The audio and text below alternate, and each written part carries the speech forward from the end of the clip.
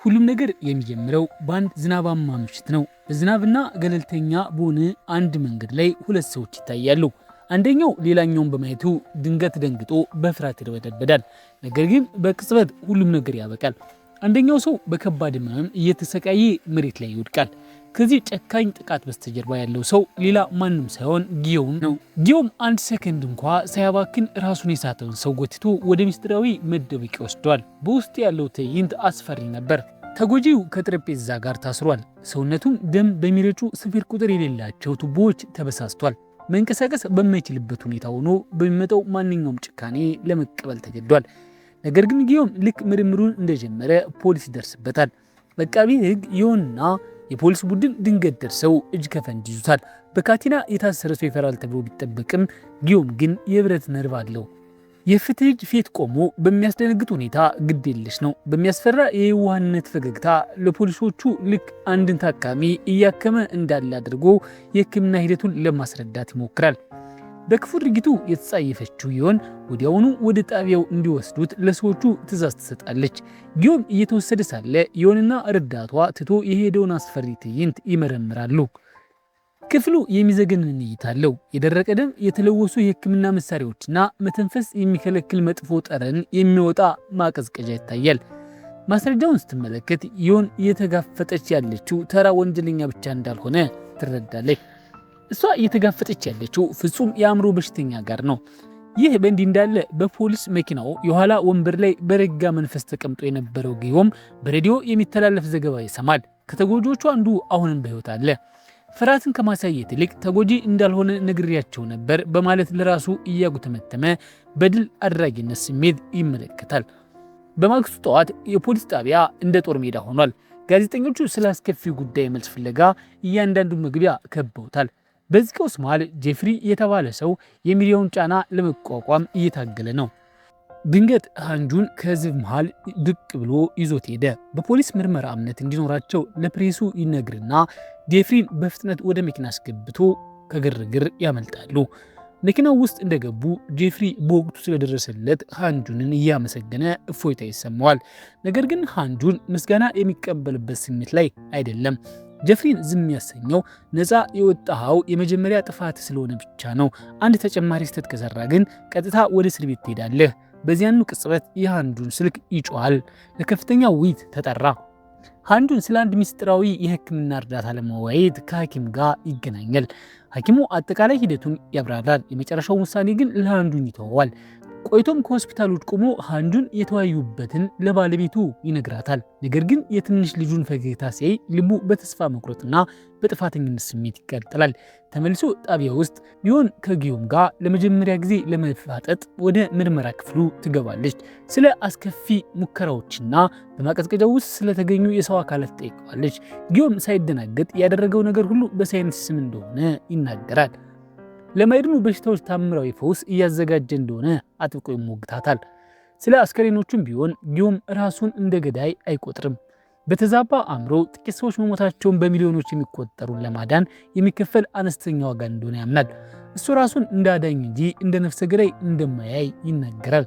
የምርመራው ዜና ሾልኮ በመውጣቱ እንደ ሰደድ እሳት ተሰራጨ። ዜናው በሚዲያ ሲነገር ህዝቡ በከፍተኛ ድንጋጤና ሽብር ውስጥ ወደቀ። ሚንቹል የዮንን ፍንጮች በመከተል ዘግናይ ግኝት አገኘ። ጊዮም የቀበራቸው የአጽም ቅርጾች ተገኙ። ድንጋጤውም እጅግ የበረታ ነበር። ይህ ድርጊት በአንድ ግለሰብ ላይ ብቻ የተፈጸመ ሳይሆን የጊዮም ሰለባ የሆኑ 17 ሰዎች መኖሪያቸውን አጋለጠ። ነገር ግን ታሪኩ ይበልጥ እየተወሳሰበ የሚሄደው እዚህ ጋር ነው። ነፍሰ ገዳዩ እንዲከላከለው የሚፈልገውን ጠበቃ በራሱ መረጠ። እሱም ሃንጁን ነበር። ሃንጁን ዜናውን ሲሰማ ክፉኛ ደነገጠ። እንዲህ ያለ የአእምሮ በሽተኛ በመቶዎች የሚቆጠሩ ታዋቂ ጠበቆች እያሉ ለምን እሱም መረጠ? ግራ መጋባቱን ለመፍታት አንድ ጋዜጠኛ ከጊዮም የተላከ ሚስጥራዊ መልእክት አደረሰው። ሰጉክ የሚለውን ስም ብቻ ጠቀስለት። ያኔ ሃንጁን ለምን እንደተመረጠ በትክክል ይረዳል የሚል ነበር። ሃንጁን ዝርዝር መረጃዎችን ሲያገኝ አስከፊውን እውነት ተረዳ። ሰጉክ በጊዮም እጅ ህይወቱ ያለፈ ሌላኛው ተጎጂ ነበር። ጥልቅ ግንኙነት መኖሩን የተረዳው ሃንጁን ጋዜጠኛው ሁኔታዎችን አመቻችቶ ፊት ለፊት እንዲያገናኘው ወዲያውኑ ጠየቀ። በዚህ መሃል ዮን የጊዮምን የግል ጠበቃ ጋር መገናኘት ስትሰማ ደነገጠች። የሁኔታውን አሳሳቢነት በመረዳት ወደ ዳይሬክተሩ ቢሮ በመሄድ መዝገቡን ሙሉ በሙሉ ለመቆጣጠር ጠየቀች። ይህ ተራ ነፍስ ግድያ መዝገብ አለመሆኑን አውቃለች። ለፍትህ የምትቆረቆር በመሆኗ ዝም ብላ ለመመልከት አልፈለገችም። በመጨረሻ ፍጥጫው ተከሰተ። ሃንጁን ጊዮምን ባየው ቅጽበት ራሱን መቆጣጠር አቃተው። ወደፊት ተስፈንጥሮ የዶክተሩን አንገት በመያዝ ስለ ሰውየው ሞትና ስለተደበቁት የሕክምና ቦታዎች መልስ እንዲሰጠው አፋጠጠው። ነገር ግን ጊዮም ሌላ ጨዋታ እየተጫወተ ነበር። ልክ እንደ ቼዝ ተጫዋች የሃንጁንን እያንዳንዱን እንቅስቃሴ ቀድሞ በማስላት በሚያስደነግጥ ሁኔታ በተረጋጋ መንፈስ ይመለከተዋል። በመቀጠልም ጊዮም የመጨረሻ ካርዱን መዘዘ። የሃንጁን ልጅ ሚንሶን በመጥቀስ በእሷ ላይ ምን ሊደርስ እንደሚችል ፍንጭ ሰጠው። የልጁ ስም መነሳቱን ብቻ ሃንጁንን በፍርሃት ሽባ አደረገው። ውጥረቱ ረገብ ሲል ስለ ስራው ለመነጋገር ተቀመጡ። ጊዮም እጅግ ከፍተኛ የሆነ ገንዘብ አቀረበ፣ $1 ሚሊዮን ቅድመ ክፍያ። እንዲሁም ሃንጁን ከስር ካስፈታው ተጨማሪ $1 ሚሊዮን፣ $2 ሚሊዮን ቢቀርብለትም ሃንጁን አልተሸነፈም። ገንዘብን ወስጄ ለመከላከል ባልስማማስ በማለት በድፍረት መለሰለት። ያኔ ጊዮም እውነተኛ ማንነቱና አታላይነቱን አሳየ። ይህንን አስቀድሞ እንዳሰበበትና ሃንጁን በሱ የታከሙትን ሰዎች ሲያይ ሃንጁን ራሱ እሱን ፍለጋ እንደሚሮጥ ተናገረ። የእነዚህ ታካሚዎች ሁሉ የጋራ ባህሪ የማይድን በሽታ ያለባቸው መሆኑ ነበር። ታምራዊ ፈውስ የሚሉትን ቃላት በሙሉ ራስ መተማመን ሲናገር መስማቱ ሃንጁን ስለዚህ እብድ ዶክተር ያለውን አመለካከት እንዲቀይር አስገደደው። ከጣቢያው እንደወጡ ሃንጁንና ጋዜጠኛው ጊዮም ሊቅ ነው ወይስ ውሸታም የሚለውን ለማረጋገጥ የታከሙትን ሰዎች ፍለጋ ሄዱ። ጣቢያው ውስጥ ደግሞ ዮንና ቡድኗ በጉዳዩ ላይ ሌሊቱን ሙሉ እየሰሩ ነበር። ሚንቹል የተጎጂዎችን ሙሉ ዝርዝር ሲሰጣት ዮን አንድ የሚያስደነግጥ ነገር አስተዋለች። እያንዳንዱ ተጎጂ አስከፊ ወንጀል ታሪክ ያለው ሰው ነበር። ምንም እንኳ የጊዮም የሕክምና መንገድ ህገወጥ ቢሆንም ከሌላ እይታ ሲታይ ግን ሰዎች ዝም ብሎ እየገደለ አልነበረም። ይልቁንም መጥፎ ሰዎችን በማጥፋት እንደ ህዝብ ጀግና እየተንቀሳቀሰ ነበር። እውነቱን ለማግኘት የቆረጠችው ዮን የተቀሩትን አስከሬኖች የት እንደተደበቁ ጊዮምን ለማፋጠጥ ወደ ምርመራ ክፍሉ ተመለሰች። አሁንም ቢሆን ጊዮም አልተሸበረም። ያደረገውን እያንዳንዱን ነገርና የወሰደውን እያንዳንዱን ህይወት ለሕክምና እድገት የተከፈለ አስፈላጊ መስዋዕት እንደሆነ በሚያስደነግጥ ጽናት ይከራከራል። ምንም አይነት ጠቃሚ መረጃ ማግኘት ያልቻለችው ዮን ባዶ እጇን ከምርመራ ክፍሉ ለመውጣት ተገደደች። ነገር ግን ተስፋ አልቆረጠችም። ወደ መኪናዋ እንደገባች የተቀሩትን ሰለባዎችን ለማግኘት ሰፊ ፍለጋ እንዲደረግ ለቡድኗ ወዲያውኑ ስልክ ደወለች። በዚህ መሃል ሃንጁንና ጋዜጠኛው ጊዮም ያዳነውን አንድ ታካሚ እንኳን ለማግኘት ጥረት እያደረጉ እያንዳንዱን ፍንጭ ይከታተላሉ። ነገር ግን ፍለጋቸው ሙሉ በሙሉ አልተሳካም። በሄዱበት ቦታ ሁሉ ዝግ በሮችና የለም የሚሉ ምላሾች ብቻ ይጠብቋቸዋል። ጣቢያው ውስጥ ፖሊሶቹ ጊዮምን በውሸት መመርመሪያ ማሽን ሊፈትኑት ወሰኑ። ነገር ግን ይህ ሙሉ በሙሉ ጊዜ ማጥፋት ነበር። ማሽኑ ሊይዘው አልቻለም። ምክንያቱም በተዛባ አእምሮ እሱ ራሱ እንዳዳኝ የሚቆጥረው ተልእኮውን የሰዎችን ህይወት ማዳን እንደሆነ በጽኑ ያምናል። ቀደም ሲል ለገደላቸው 17 ሰለባዎች ቅንጣት ታክል ጸጸት አይሰማውም። የምርመራው ውጤት እርግጠኛ ያልሆነ ሆኖ በመመለሱ ከህዝብና ከሚዲያ የሚሰነዘረው ጫና ከፍተኛ ደረጃ ላይ ደረሰ። ዮን የተለየ መንገድ መከተል እንዳለባት በመረዳት ኩራቷን ዋጥ አድርጋ ጊዮምን በድጋሚ በግል አገኘችው። በዚህ ጊዜ አስከሬኖቹ የት እንደተቀበሩ አልጠየቀችውም። ይልቁንም ስለ ሕክምናውና የሚለውን ነገር እንዴት ሊያደርግ እንደቻለ ጠየቀችው። ጊዮም የታሪኩን አጀማመር ይገልጽላት ጀመር። ታሪኩ የጀመረው በትንሽ ነገር ነው። በአንድ ሌሊት ውስጥ ነፍስ እንዲዘራ ባደረገው የደረቅ የቤት ውስጥ ተክል ነበር። በመቀጠልም በመጠራቀሚያ ውስጥ ባሉ አሳዎች ሞከረ። በእንስሳት ላይ በቂ ውጤት ካየ በኋላ ወደ አስፈሪው ትልቅ ግቡ ማለትም በሰዎች ላይ ወደ መሞከር ተሸጋገረ። ከተሳካለት ሕያው ቅዱስ እንደሚሆን ያምን ነበር። በንግግሩ መጨረሻ ላይ አንድ ወሳኝ ማስረጃ ሰጣት። እሱም በተራራ ግርጌ የተደበቀውን የመጨረሻውን ተጎጂ ቦታ ነበር። ይሁንና ፖሊሶቹ አስከሬኑን ለማውጣት ወደ ተራራው ሲተሙ፣ እሷ ግን ስለ ጊዮም ጥያቄ ማሰቧን አላቆመችም። እሱ የሕክምና ንድፈ ሐሳቡን በፍርድ ቤት እንዲያረጋግጥለት ተረዳው ዘንድ ይፈልጋል። ፖሊሶቹ አስከሬኑን ባገኙበት ቅጽበት ሃንጁን በበኩሉ አንድ ትልቅ ግኝት ላይ ደረሰ። ሳንጉ የተባለውንና ጊዮም አድኜዋለሁ ብሎ ከሚናገራቸው ታካሚዎች አንዱ የሆነውን ወጣት አገኘው። የማይናወጠው ነፍሰ ገዳይ የጊዮም ታሪክ አዲስ መልክ የያዘው እዚህ ጋር ነው። ሃንጁን ያየውን ማመን አልቻለም። ሳንጉ ሽባ ሆኖ በዊልቸር ላይ እንደነበር በግልጽ ያስታውሳል። አሁን ግን ልጁ በገዛ እግሩ ሙሉ ጤነኛ ሆኖ ሲንቀሳቀስ አየው። የጊዮም ልጅ ሚንሶን ማዳን ይችላል የሚለው ቃል እውን መሆኑን የሚችል እንደሆነ አሰበ። በተመሳሳይ ጊዜ አቃቢ ሕጎች በተራራው ላይ የተገኙትን አስክሬኖች በትክክል ጊዮም እንዳለው መሆናቸውን አረጋገጡ። እሱ ምህረት አይፈልግም። የሚፈልገው ታምራዊ ፈውስ እውነተኛ መሆኑን በዓለም ፊት በፍርድ ቤት ለማረጋገጥ እድል ማግኘት ብቻ ነው። ሆኖም ይሆን በዚህ ወሬ አልተሸነፈችም። ለእሷ እሱ አደገኛ እብድ ብቻ ነው። አቋሟን በማጥናት ከፍተኛ ቅጣት ማለትም የሞት ፍርድ እንዲበየንበት ትጠይቃለች። ሃንጁን በማይቻል አጣብቂ ውስጥ ወደቀ። እንደ ጠበቃነቱ ጊዮም ጭራቅ መሆኑን ያውቃል። እንደ አባትነት ግን ልጁን ለማዳን ማንኛውንም መንገድ ለመጠቀም ይፈልጋል። ሃንጁን አሁንም ጥርጣሬ እንዳለው የተረዳው ጊዮም አንድ የመጨረሻ ታሪክ ነገረው። እሱም በራስ ላይ ስለደረሰው ተአምር ነበር። ከዓመታት በፊት የሕክምና ተማሪ ያለ ከባድ የመኪና አደጋ ደረሰበት። ለ3 ዓመታት ያህል ምንም የማዳን ተስፋ ሳይኖረው ራስ ውስጥ ቆይቷል። ነገር ግን ከሳይንስ ሕግጋት ውጭ ድንገት ከእንቅልፉ ነቃ። እሱ ራሱ እንኳ ሊረዳው የማይችል ተአምር ነበር። ያ ቅጽበት ሞትን ለማሸነፍ በሕይወት ዘመን ሁሉ እንዲተጋ ምክንያት ሆነው። ከጊዮም መትረፍ በስተጀርባ ሳይንሳዊ ምክንያት እንደነበር ታወቀ። ዶክተሮቹ ከአደጋው በኋላ በደም ውስጥ እንግዳ የሆነ የዘረመል ለውጥ አገኙ። ይህም ከሞት አፋፍ በትክክል ጎትቶ ያወጣው ነገር ነበር። ነገር ግን ይህ ተአምር የራሱ ዋጋ ነበረው። የማያቋርጥና አሰቃቂ የሆነ የራስ ምታት በሽታ ትቶለታል። ጊዮም የራሱን የሕክምና ብቃት በመጠቀም በራሱ ደካማ አካል ላይ ሙከራ ማድረግ ጀመረ። ውጤቱም ከሚገመተው በላይ ነበር። ምንም እንኳ ታሪኩ እንደ ተረት ቢመስልም ሃንጁን አሁን ሙሉ በሙሉ አምኗል። የጊዮምን ተአምር በአካል ማስረጃ ስላየ ሊክድ አልቻለም። ነገር ግን ጊዜው እያለቀ ነው። በውጭ ያለው ሕዝብ ደም ተጠምቷል። በየጎዳናው የተቃወመ ፍርድ ቤቱ የሞት ፍርድ እንዲበየንበት እየጠየቀ ይገኛል። ሃንጁን አሁን ከእውነቱ ጋር ብቸኛ ውጊያ እያደረገ ነው። ጊዮም ልጁን እንዲያድንለት በቂ ጊዜ ለመግዛት በከፍተኛ ሁኔታ እየታገለ ነው። ነገር ግን ሁኔታዎች ሁሉ ከእሱ ፍላጎቶች ሆነዋል። በ17 የተረጋገጡ ሰለባዎች ዓለም ጊዮምን ማስወገድ እንዳለበት ደም አፍሳሽ የአእምሮ በሽተኛ አድርጎ ነው የሚያየው። ነገሩን ይባስ ከባድ የሚያደርገው አቃቢ ሕግ ዮን ለተከሳሽ ጠበቃ አስፈሪ ቅዠት የሆነችውን ጣቷ ነው። በማስረጃ ታጥቃ የቀረበ ሲሆን ጊዮም የመኪና አደጋ እንደደረሰበት ምክንያት የሆነው የአካል ኢላማ ያደረገ እንቅስቃሴ የበቀል እርምጃ እንደወሰደ ጭምር ትከራከራለች። ዮን የቤት ስራዋን በሚገባ ሰርታለች። እያንዳንዱን ዘግናኝ ዝርዝርም እያቀረበች ነው። በመላው የችሎት አዳራሽ ውስጥ ያሉት ሰዎች የሚያቅለሸልሽና ትንፋሽ የሚያሳጣ እጅግ አስከፊ የወንጀል ትዕይንት ፎቶግራፎቹን አቀረበች። ነገር ግን በዚህ አስፈሪ ሁኔታ መሃል ጊዮም የማይታሰበውን ነገር አደረገ። መሳቅ ጀመረ። ይህ ምላሽ በታዛቢው ሕዝብ ላይ ከፍተኛ ቁጣን ቀሰቀሰ። በመላው አገሪቱ ግድያ እንዲፈጸምበት በሚጮህበት በዚህ ወቅት ለሃንጁን ነገሮች ጨልመውበታል። ለዳኛው ተስፋ የቆረጠ ልመና ቀረበ። ጊዮም ለሕዝብ ያለውን ፋይዳ ለማሳየት ታምራዊ ፈውሱን እዚሁ ችሎት ውስጥ እንዲያሳይ ይፈቀድለት የሚል ነበር። እንደታየው ከሆነ ይህ ገና ከጅምሩ ሃንጁንን ለመከላከል እና አንድን ጭራቅ እንዲከላከል ለማስገደድ የተቀረጸ የጊዮም ዋና ዕቅድ ነበር።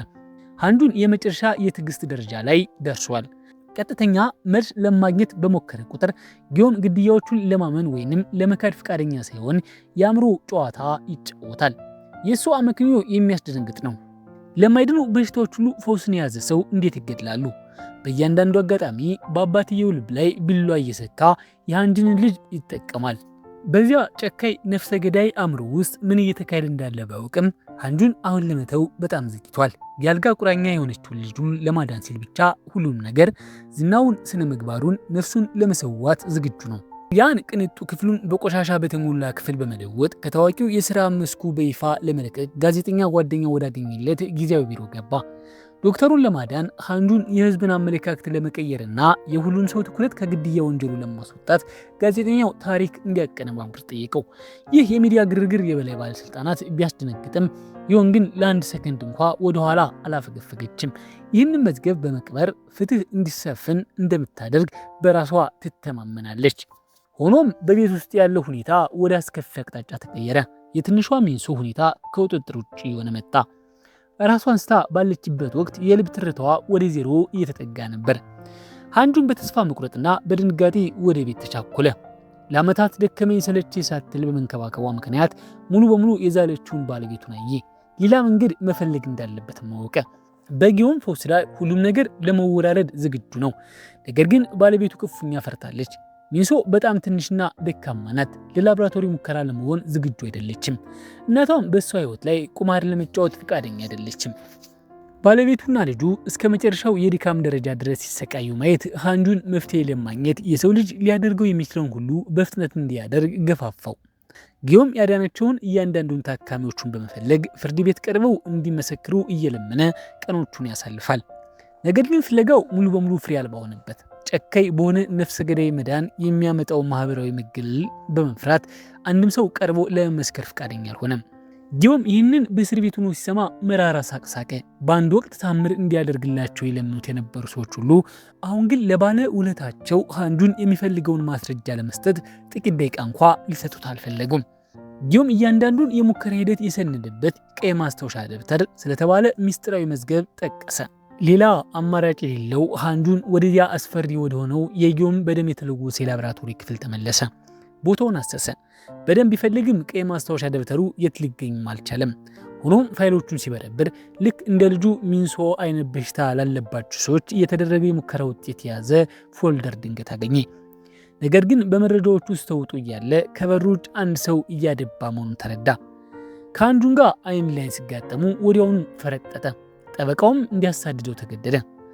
እንግዲህ እውነቱን እንናገር ከተባለ እንዲህ ያለ ከፍተኛ ፍጥነት ያለው ሩጫ ለአንድ በእድሜ ለገፋ ጠበቃ የሚመጥን አይደለም። እንደ ድል ሆኖ ሃንጁን የቦታውን አቀማመጥ ስለሚያውቀው አቋራጭ መንገድ በመጠቀም ግለሰቡን ያዘው። ነገር ግን ማንነቱ ሲታወቅ ነገር ሁሉ አሳሳቢ አልነበረም። ግለሰቡ በአንድ ታዋቂ የግድያ ቦታ ላይ ብሎግ እየቀረጸ ያለው ወጣት ነበር። ይህ ለጉዳዩ ምንም አይረዳውም። እንዲያውም ከጋዜጠኛ ጓደኛው ስልክ ሲደርሰው የሃንጁን ቀን ይበልጥ እየተበላሸ መጣ። ሃንጁን መርማሪዎቹ እዚህ መጥተዋል፣ ቢሮዬን ለመፈተሽ በሩን ሰብረው እየገቡ ነው፣ የጻፍኩት ጽሑፍ ስም ማጥፋት ነው እያሉ ነው አለው። ሃንጁን መርማሪዎቹ ቢሮውን እያተራመሱት እያለ ደረሰ። የፍተሻ ማዘዣ ይዘው ስለመጡ ለሱ ምንም ክብር አልነበራቸውም።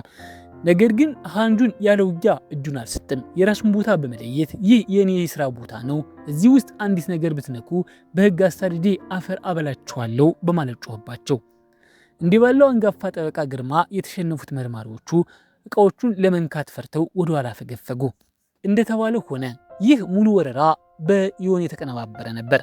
እሷ የሀያል አቃቢ ህግ ልጅ ናት። የሚገርመው ደግሞ በአንድ ወቅት የሃንጁን ጎበዝ ተማሪ ነበረች። ሃንጁን ስለ እሷ ሁኔታ ሲያስብ ተማሪዎቹ ጎበዝ እንዲሆኑ የሚያስተምር ሳያስበው ግትር እንዲሆኑን እንዲያስተምራቸው አመነ። ይህ የተማሪና የአስተማሪ ፍጥጫ ነው። አሁን ኢዮን በገንዛ መምህሯ ላይ ለመቆም ደፋር ሆናለች። በዚህ መሃል ሃንጁንና ጋዜጠኛው ጉዳዩ ምን ያህል የማይቻል እየሆነ እንደመጣ እየተከዙ አብረው ተቀምጠዋል። ድንገት ሚን ጊዮንግን የተባለች ሴት ወደ ቢሮ ገባች። ጋዜጠኛው ይችን ቆንጆ ሴት እንድትረዳቸው ጠርታት ኖሯል። ሚን ጊዮንግ የመጣችው የሃንጁን ፈለግ ለመከተል ስለምትፈልግ ብቻ ነው። እሱ ድርጅቱን ለቆ ከወጣበት ጊዜ ጀምሮ እሷ አሰልቺ የሆኑ ወረቀቶቹን በማገላበጥ ብቻ ተወስና ነበር። እንደ ድል ሆኖ የሚን ጊዮንግን መምጣት ለጋዜጠኛው ድንቅ ሐሳብ ሰጠው።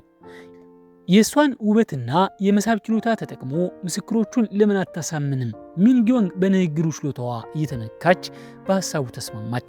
ሃንጁን ሌላ ሰው በዚህ ጣጣ ውስጥ ማስገባት ባይፈልግም የእሷ የልመና አይኖች ፊት ግን ምንም ማድረግ አልቻሉም። እናም በዚያው ቅጽበት የሁለቱ ወንዶች ቢሮ ነገሮችን የሚያደምቅ አስፈላጊ ጽጌረዳ አገኘ።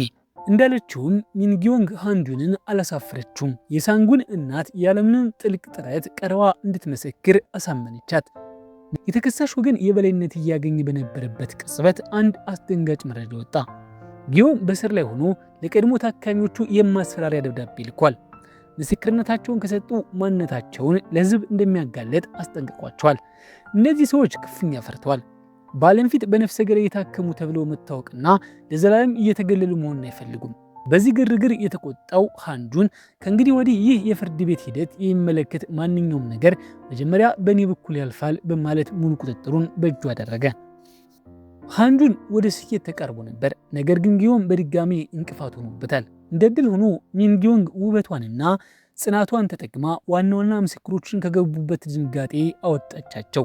ቀርበው እንዲመሰክሩን በድጋሚ አሳመነቻቸው። በእርግጥም የምስክሮቹ ዝርዝር አስገራሚ ነበር።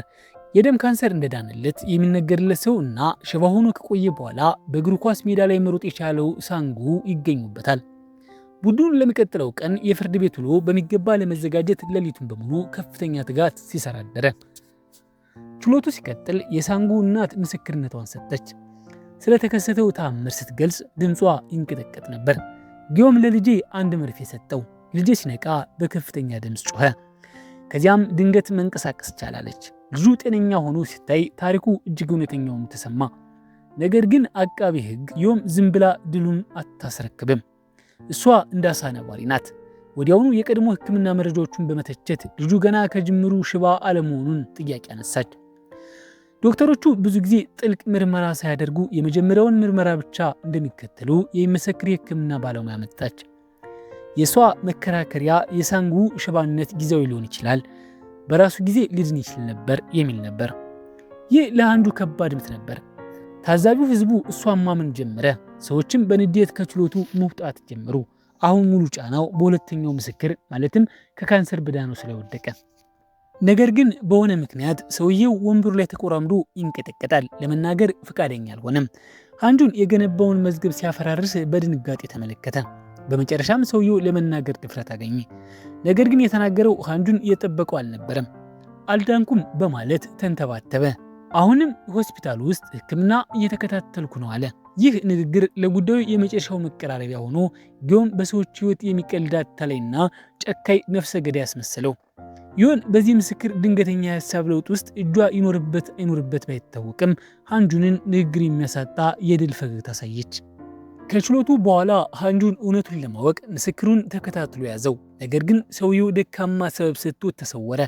በዚህ ዙር መሸነፍ አንጁንን በጊዮም ቁጣ ፊት እንዲቆም አደረገው። ነገሩ የሚገርም ነው። ምስክሮቹን የሚያስፈራራ ደብዳቤ የላከው ጊዮም ራሱ ሆኖ ሳለ አንጁን ላይ ጠረጴዛውን እየመታ ብቃት የለህም ብሎ መጮሁ የሚገርም ትዕይንት ነበር። ሆኖም ታሪኩ አንድ የመጨረሻ ያልተጠበቀ አቅጣጫ ያዘ። ይሁን ምስክሩን ከአንጁን ጋር ሲነጋገሩ ካየች በኋላ በድጋሚ ሰውየውን አነጋገረችው። ያኔም አንድ የሚያስደነግጥ ነገር ተረዳች። ጊዮም በአንድ ወቅት የሰጣትን ማስጠንቀቂያ አስታወሰች። ታካሚዎቹ ሌላ ማንኛውም ሕክምና እንዳያደርጉ ካደረጉ የኔ መንገድ አይሰራም ብሏት ነበር። የካንሰር ታካሚው ድኖ ነበር። ነገር ግን በፍርሃት ምክንያት ወደ ተለመደው ሆስፒታል በመሄድ ተጨማሪ ሕክምና ወስዷል። ጊዮም ቀድሞ እንደተነበየው እዚያ መደበኛ የሕክምና ሂደቶች በሱ ታምር ውስጥ ጣልቃ መግባታቸው ካንሰሩ በከፍተኛ ሁኔታ ተመልሶ እንዲመጣ አድርገውታል። ጊዮምና አንጁን በመጨረሻ ተቀምጠው ለሁለቱም የሚበጅ ስልት ነደፉ። የጊዮም ሐሳብ ቀላል ነው። ወደ አንድ ግብ መጓዝ አለባቸው። ያንን ለማድረግ ታምራዊ ፎስ እውነተኛ መሆኑን ለማረጋገጥ የቀድሞ ታካሚዎቹ ፋይሎችን በመጠቀም ይፋዊ የሕክምና ማሳያ ማቅረብ ይፈልጋሉ። አንጁን ይህ በጣም አዳጋች መሆኑን ቢያውቅም የጊዮም እብደት ግን ተላላፊ ነው። ሰውየው ፎሱ በእጁ መሆኑን በከፍተኛ መተማመን ስለሚናገር አንጁን ይህንን እብድ ዶክተር ለመከላከል በልቡ ተነሳስቷል። በዚህ መሃል የችሎቱ ዜና በአገሪቱ የሚገኙ የቴሌቪዥን መስኮቶች ሁሉ ላይ ተለጥፏል። የጉዳዩ ታዋቂነት ውቾልን ምቾት እንዲነሳው አድርጎታል። ከዮን ጋር መጣበቁ ወደ ጣጣ ውስጥ ይከተኛውን ብሎ ማሰብ ጀምሯል። ስለ ዮን ማንነት ሲጠይቅ የሥራ ባልደረባቸው ሚንጊዮን ከማህበራዊ ሚዲያ ያገኘችውን ጥቂት መረጃ ብቻ ነው የነገረችው። እሱም በምስጢር የተከበበች ቆንጆና ስኬታማ ሴት መሆኗን ነው። በማግስቱ የዮን ያለፈ ታሪክ ከፊቷ ቀረበ። ሁልጊዜ ስትሸሸው ከነበረው አንድ ሰው ጋር ማለትም ከአባቷ ጋር ተገናኘች። በግል ለመነጋገር ወደ መኪና ውስጥ ገቡ።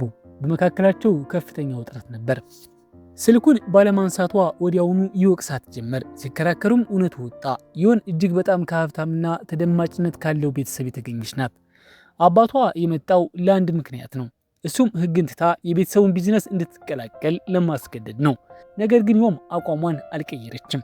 የአባቷን ግዛት ትታ የራሷን መንገድ ለመከተል ምርጫዋ መሆኑን በመግለጽ ጥያቄውን ውድቅ አደረገች።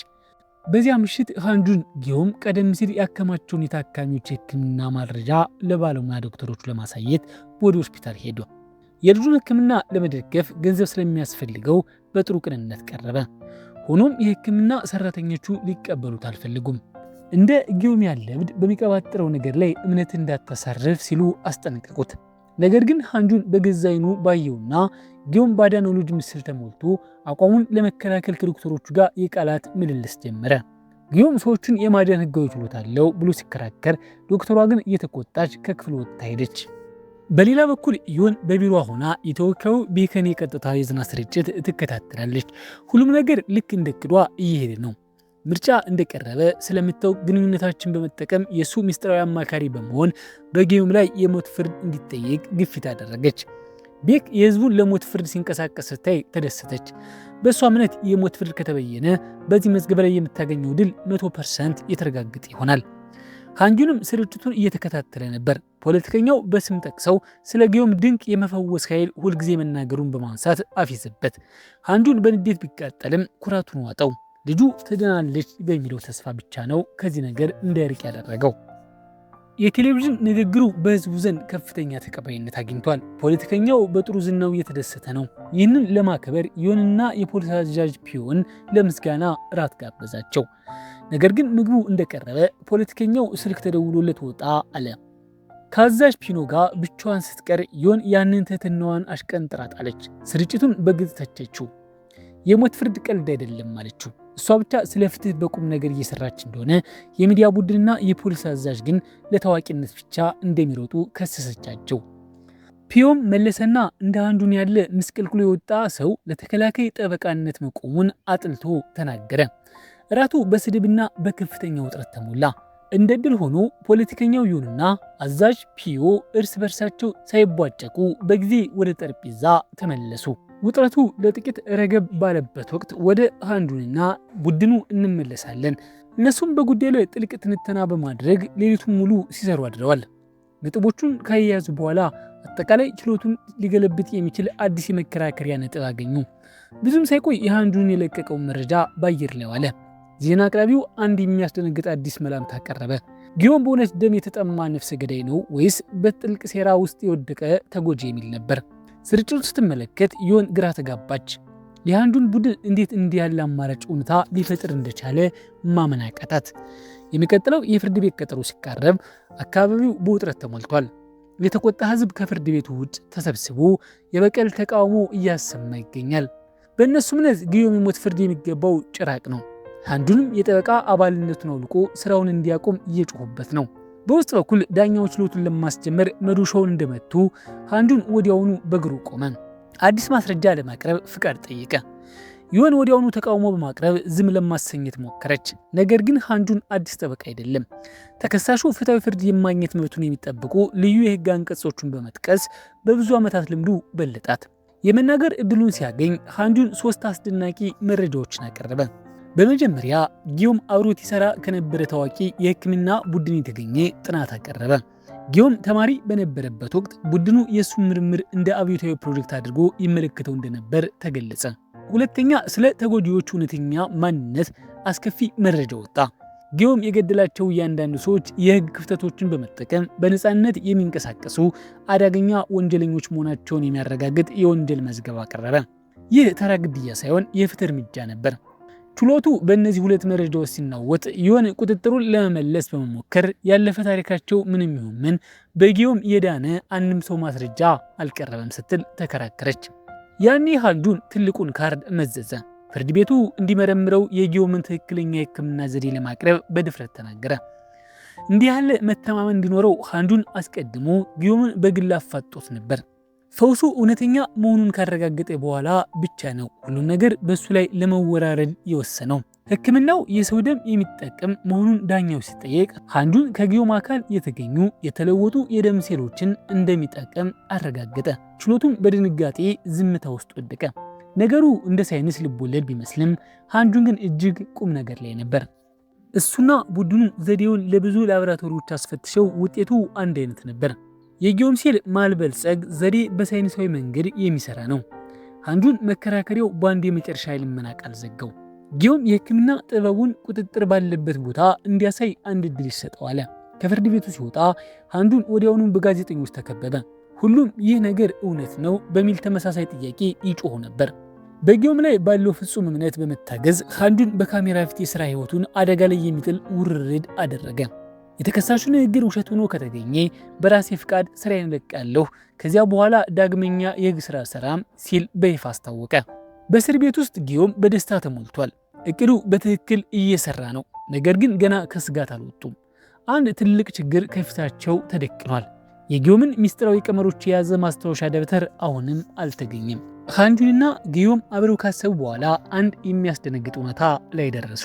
የጠፋው ማስታወሻ ደብተር በፖሊስ ሳይሆን አይቀርም። ይህ እውነት ከሆነ ዮን ይህንን ሁሉ ጊዜ ማስረጃውን ደብቃ ይዘዋለች ማለት ነው። ውጥረቱ የነገሰበት ጋዜጣዊ መግለጫ ካለቀ በኋላ ዮን ስለ ጉዳዩ ለመወያየት ከበላዩ ጋር ተገናኘች። የሚገርመው ግን የእሷ አለቃ እንኳ ሳይቀር የጊዮን ፈውስ በእውነት ሊሰራ ይችል የሚለው ሀሳብ መጠራጠር ጀምሯል።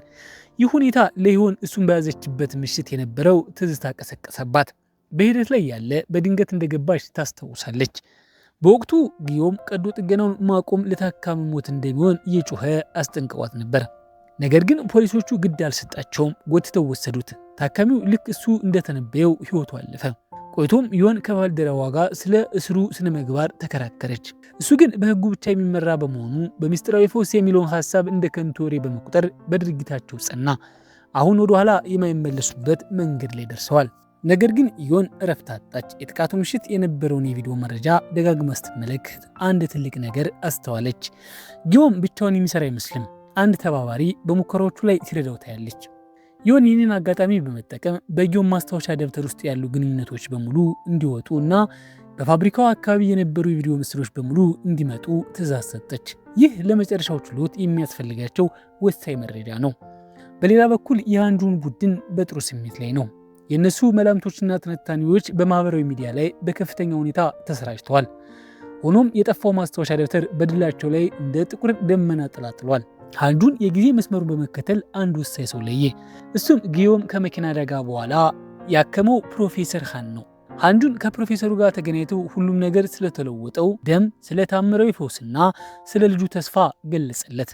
ነገር ግን ፕሮፌሰሩ በደረቅ የሕክምና አነጋገር ሐሳቡን ውድቅ አደረገው። ለእሱ የጊዮም ደም የማይድን በሽታ ይፈውሳል የሚለው ሐሳብ ምንም አይነት ሳይንሳዊ መሰረት የሌለው ፍጹም ውሸት ነው።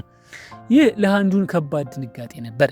ሲወጣ ልክ በበረዶ ውሃ እንደተደፋበት ተሰማው። በእምነቱም ላይ ስንጥቅ መታየት ጀመረ። ይህ በእንዲህ እንዳለ ዮን የፕሮፌሰሩን ንግግር የሚያረጋግጥ የሕክምና ሪፖርት ደረሳት። የጊዮምን ንግግር የሚደግፍ ምንም አይነት ሳይንሳዊ ማስረጃ የለም። ይህንን እውነት ሰንቃ በሙሉ መተማመን ወደ ችሎት ገባች። የጊዮም የሕክምና ማሳያ እንዲታገድ በይፋ ጠየቀች። የመጨረሻው ቅጣት ማለትም የሞት ፍርድ እንዲበየንበት አጥብቃ ተከራከረች። ሃንጁን ያለ ውጊያ እጅ አልሰጠም። አቃቢ ሕግ ሊገኙ የሚችሉ የሕክምና ግኝቶችን ሆን ብሎ ችላ እያለ ነው በማለት ጠንካራ መከራከሪያ ያቀረበ። ስለ ጊዮም ሕይወት የመጨረሻ ውሳኔ ከመሰጠቱ በፊት ቅጣቱ እንዲቀልለትና የሕክምና ቦርድ አግኝቶ እንዲገመግም እድል እንዲሰጠው ችሎቱ ተማጸነ። ከዚያም የእውነት ሰዓት ደረሰ። ዳኛው የመጨረሻውን ብይን ሰጡ። ፍርድ ቤቱ ምንም እንኳን የጊዮም የተለወጠ ደም መላምት ሳይንሳዊ ድጋፍ ባይኖረውም ድርጊቱ ሰዎችን ለማዳን ካለው ፍላጎት የመነጨ መሆኑን ተገነዘበ። ዮንና ቡድኗ ትንፋሻቸውን ውጠው ይጠብቁ ነበር። ነገር ግን የእሱ ጠንካራ የሕግ መከራከሪያ ግርግሩን ለማቆም አለመቻሉን ሲረዱ ልባቸው ደነገጠ።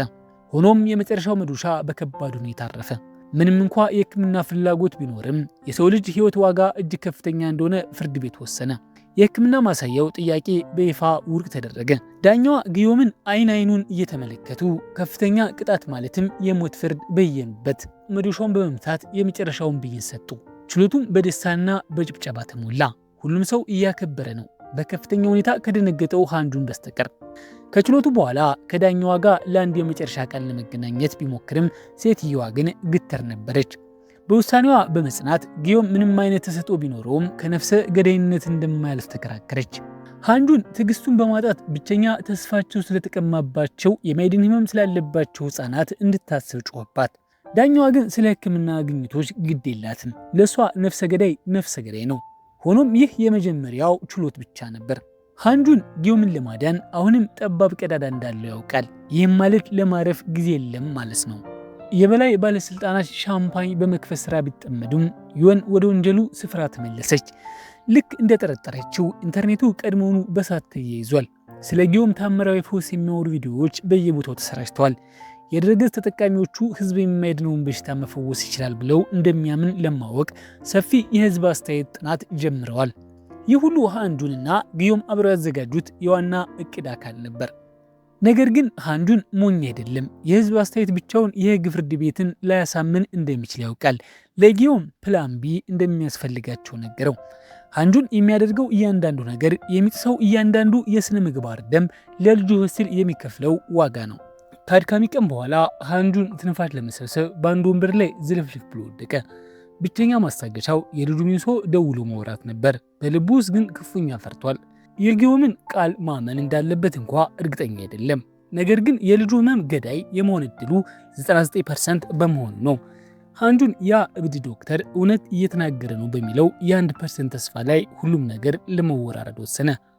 ይህ በእንዲህ እንዳለ የዮን የግድያ ምርመራ ትልቅ ለውጥ አሳየ። ከተጎጂዎች አንዱ ጊዮም ቀደም ሲል ይሰራበት የነበረው የምርምር ተቋም አባል እንደነበር ደረሰችበት። ሃንጁን ይህንን ላብራቶሪ ፍርድ ቤት ውስጥ መጥቀሱን በማስታወስ በማግስቱ ወደዚያ አመራች። ቦታው ለዓመታት የተተወ የሚመስል ጭር ያለ ስፍራ ነው። ነገር ግን በአቧራ የተሞሉትን አዳራሽ ውስጥ መረምር ብቻዋን አለመሆኗን ተረዳች። አንድ ሰው ተከትሏት ነበር። ይህ ህንፃ 4 ፎቆች ብቻ እንዳሉት አስታወሰች። አጠገቧ ያለፈው ሰው ደግሞ እዚያ ለመገኘት ምንም ምክንያት አልነበረውም። አሳደደችው። ነገር ግን ሰውየው ጥቃቷን በመመከት እጇን አቆሰላት። እሷ ሳታገግም ሰውየው ከፍተኛ ቦታ ላይ በመዝለል ተሰወረ። ነገር ግን እውነተኛው አስፈሪ ነገር እየተከሰተ ያለው በእስር ቤት ውስጥ ነበር። በግዳዩ ትልቅ ምክንያት ጊዮም አደገኛ ወንጀለኞች ባሉበት የጋራ ክፍል ውስጥ ተጣለ። ከእነሱ አንዱ የጊዮም ሰለባ ከነበሩ ሰዎች አንዱ ቅርብ ሰው ሆኖ ተገኘ። በዛ ምሽት እሱ እስክተኛ ድረስ ጠብቀው ወደ አልጋው ተጠጉ። የያዙት እስክሪብቶች ብቻ ቢሆንም በቁጥር በለጡት። እንደ ንብ ወረሩትና ወለል ላይ ዘረሩት። ጊዮም ለጥቂት ጊዜ ለመከላከል ሞከረ። አንዳንድ እንቅስቃሴዎችን ማሳየ፣ ነገር ግን በቁጥር ተበለጠ። በግርግር መሃል ከወንጀለኞቹ አንዱ ዘሎ በመግባት እስክሪብቶውን በጊዮም ደረት ላይ ሰካው። ወንጀለኞቹ ግርግር ውስጥ ስለነበሩ በስተት የራሳቸውን ሰዎች ጭምር መምታታት ጀመሩ። ጊዮም ክፍተት አገኘና ከአጥቂዎች መሃል አመለጠ። ነገር ግን ከመከላከል ይልቅ አንድ ግራ የሚያጋባ ድርጊት ፈጸመ። እስክሪብቶውን ይዞ ግድግዳው ላይ ከወጋው በኋላ መሬት ላይ ወደቀ። ከዚያም ወደ ሆስፒታል ተወስዶ ዶክተሮቹ እሱን ለማዳን ይረባረቡ ጀመር። በመጨረሻ ሲነቃ የዶክተሩን እጅ በመያዝ እባክህ እርዳኝ በማለት ተማጸነ። እንደ እውነታው ከሆነ ይህ አጠቃላይ ግርግር በሃንጁን የተቀነባበረ ትልቅ እቅድ አካል ነበር። ጠበቃው እነዚያን እስረኞች በዚያ ክፍል ውስጥ እንዲገኙ አስቀድሞ በማመቻቸት ጊዮም ሁኔታውን ሙሉ በሙሉ እንዲቆጣጠር አድርጓል። ሃንጁን እስር ቤት ቢደርስ ዶክተሩ አንድ የሚያስደነግጥ ዜና ነገረው። ጊዮም ደም እየፈሰሰው ቢሆንም የራሱን ደም ቀድቶ ለሌላ እስረኛ ደም እንደለገሰ ይነግረዋል። ውጤቱስ እስረኛው ቁስል የነበረበት ከባድ የሆድ ዕቃ ብግነት ወዲያውኑ ዳነ። ነገር ግን የሳይንስ ልቦለድ ቢመስልም ዶክተሩ በገዛ ዓይኑ አይቶታል። ይህ በትክክል የሚፈልጉት ማስረጃ ነበር። ቆይቶም ሃንጁን ከዮንና ከአለቃዋ ጋር ለከፍተኛ ፍጥጫ ተገናኘ። አለቃው የሕክምና ማሳያውን ለመሰረዝ መወሰናቸውን በመግለጽ ሃንጁን ሌላ መከላከያ እንዲፈልግ በማዘዝ ለማስፈራራት ሞከረ። ዮን በድል አድራጊነት ስሜት ብትሞላም ሃንጁን ግን አልተረታም። ስለ እስር ቤቱ ታምር የሚናገር ዜና አውጥቶ አሳያቸው። ዜናው ባዩበት ቅጽበት ዮንና ዳይሬክተሩ ደነገጡ። ዮን በንዴት ተቃጠለች። ይህን ሰው ወደ ስቅለት ለመላክ ብትሞክርም ልክ እንደ መንፈስ ከእጇ እያመለጠ ተቸገረች። ነገር ግን አስደንጋጭ ነገሮች በዚህ አላበቁም። ከስብሰባው ጥቂት ቆይታ በኋላ የሕክምና ማሳያው ያለምንም ተቃውሞ በፍጥነት እንዲከናወን መፈቀዱ ስትሰማ ዮን ደነገጠች። ፕሮፌሰር ሃን ሆስፒታል መድረሳቸውና የእሳቸው ድጋፍ ማሳያው እንዲፈቀድ አስማታዊ ቁልፍ ሆኗል። ዮን ዝርዝሩን ስታይ ፕሮፌሰር ሃን በጉዳዩ ላይ በይፋ መካተታቸውን አረጋገጠች። ሚስጥሩን ለማወቅ አዛዥ ፒዮን ስታገኘው እንደ ድብቅ ሚስጥር ነገራት። ጊዮም ለ3 ዓመታት ራሱን ስቶ በነበረበት ወቅት ፕሮፌሰር ሃን እሱን ዝም ብለው አላከሙትም። ይልቁንም እንደ ላብራቶሪ ለሙከራ ተጠቅመውበት ነበር። ፒዮ ሊዮን ይህንን ነገር በጥልቀት ቆፍሪ፣ አለበለዚያ ጉዳቱ ላንቺ ነው የሚል የሚያስደነግጥ ማስጠንቀቂያ ሰጣት። በዚህ መሃል ሃንጁን ስለ ፕሮፌሰሩና ስለ ጊዮም ግንኙነት አፋጠጠው። ጊዮም ፕሮፌሰሩ ካደጋው በኋላ ያከሙት ሰው መሆናቸውን አረጋገጠ። ሃንጁን ፕሮፌሰሩ ታምራዊ ደሙን ፍርድ ቤት ፊት ሊያረጋግጥና የሕክምና ማሳያው እንዲሳካ የሚያደርጉ ዋና ምስክር መሆናቸውን አስረዳ። ምንም እንኳ ሁኔታው አስጊ ቢሆንም ጊዮም በሚያስደነግጥ ሁኔታ ተረጋግቶ ነበር። ለሃንጁን መጨነቁን ትተህ ለልጄ ስጦታ ግዛላት አለው። ሃንጁን ሲወጣ ከዮን ጋር ተገናኘ። ማሳያው ስለተፈቀደለት በፊዝ እንኳን ደስ አለህ አለችው። ሃንጁን እውነቱን ነገራት። ይህንን ጭራቅ የሚከላከለው ለልጁ ሲል ብቻ መሆኑን አመነ። ካልተሳካለት ስራውን እንደሚልቅ ነገራት። እንዲያውም ነገሮች ባሰብነው መንገድ ካልሄዱና ሁላችንም አታላይ ከሆነ በመላው ችሎት ፊቴን በጥፊ መምታት ትችያለሽ የሚል አስገራሚ ንግግር አደረገ። የሃንጁን ቃል ተራ ተስፋ ሳይሆን የማይናወጥ መሐላ ነበር። ብዙም ሳይቆይ የጊዮም የሙከራ ሕክምና የሚደረግለትን እድለኛ ታካሚ ለመምረጥ ከፍተኛ ስብሰባ ተጠራ። ይህ ቅጽበት ለዘመናዊ ሕክምና ትልቅ ለውጥ ለሃንጁን ደግሞ ልጁን ሚንሶን ለማዳን ያለው ብቸኛ ዕድል ነው። ስብሰባው ከሚካሄድበት ክፍል ውጭ ለሰዓታት ብይኑ ሲጠብቅ ቆየ። ነገር ግን ህይወት ሁልጊዜ እንደተረት አታምርም። ስብሰባው ሲጠናቀቅ ሃንጁን በህይወት ከባድ የሆነው ስልክ ደወለ። ለባለቤቱ ሚንሶ አልተመረጠችም ብሎ ነገራት። ቦርዱ ለሙከራው ሌላ ትንሽ ልጅ መርጠዋል። ሃንጁን ቢሰበርም ራሱን መቆጣጠር እንዳለበት ያውቃል። ጊዮም ይችን ልጅ ማዳን ከቻለ ፈውሱ እውነተኛ መሆኑ ይረጋገጣል። ቀጣዩዋ ደግሞ ሚንሶ ትሆናለች። በማግስቱ ጊዮም በከፍተኛ የፖሊስ ጥበቃ ታጅቦ ወደ ሆስፒታል ተወሰደ። ይህ ለዓለም ብቃቱን የሚያስመሰክርበት መድረክ ነው። የእስር ቤት ልብሱን አውልቆ የዶክተር ልብስ ለበሰ። የሚያስደነግጥ በራስ መተማመን ወደ ቀዶ ጥገና ክፍል አመራ። በክፍል ውስጥ ያለው አየር በውጥረት ተሞልቷል። እያንዳንዱ ዶክተርና ታዛቢ አእምሮ በሽተኛ የሚሉትን ሰውዬ በትኩረት ይመለከቱታል። ቀዶ ጥገናው በቅጽበት ተጠናቀቀ። ሁሉም ነገር ያለምንም ችግር በትክክል ተከናወነ። ነገር ግን ጊዮም አንድ አስደንጋጭ ነገር ተናገረ። ታካሚዋ በ24 ሰዓት ውስጥ ሙሉ በሙሉ ትድናለች ሲል አወጀ። ከሃንጁን ጀምሮ እስከ ታካሚዋ ቤተሰቦች ድረስ ሰዓቱን መቁጠር ጀመሩ። ሁሉም በተስፋና በፍርሃት ተውጠው እያንዳንዱን ሰከንድ ይጠባበቃሉ። በዚህ መሃል ዮን አሁንም የምርመራ ስራዋን ቀጥላለች። ቡድኗ በዚያ ምስጢራዊ ህንፃ ውስጥ በሚገኙ ቱቦዎች ላይ የተገኘውን ቅሪት የፎረንሲክ ምርመራ ላከላት። በአዛዥ ፒዮ ማስጠንቀቂያና በዳይሬክተሩ አጠራጣሪ ባህሪ መካከል ያለው ግንኙነት ስታስተውል አንድ አስፈሪ እውነታ ተገለጠላት። በአፍንጫዋ ስር የተደበቀ ግዙፍና ጨለማ ምስጢር አለ። እሱን ቆፍራ ለመውጣት ቆረጠች። 24 ሰዓታት አለፉ።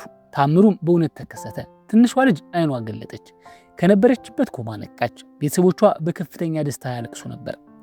ጊዮም የተናገረው ነገር ሁሉ 100% እውነት ሆኖ ተገኘ።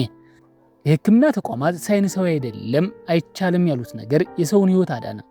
በእስር ቤት ውስጥ ጊዮም ዜናውን ሲሰማ ፈገግ አለ። በተዛባ አእምሮ ሞትን ማሸነፍ እንደሚችል እንደ አምላክ ወይንም ልዕለ ሰብ እንደሆነ ተሰማው። ነገር ግን ይህ ድል ለአጭር ጊዜ ሊሆን ይችላል።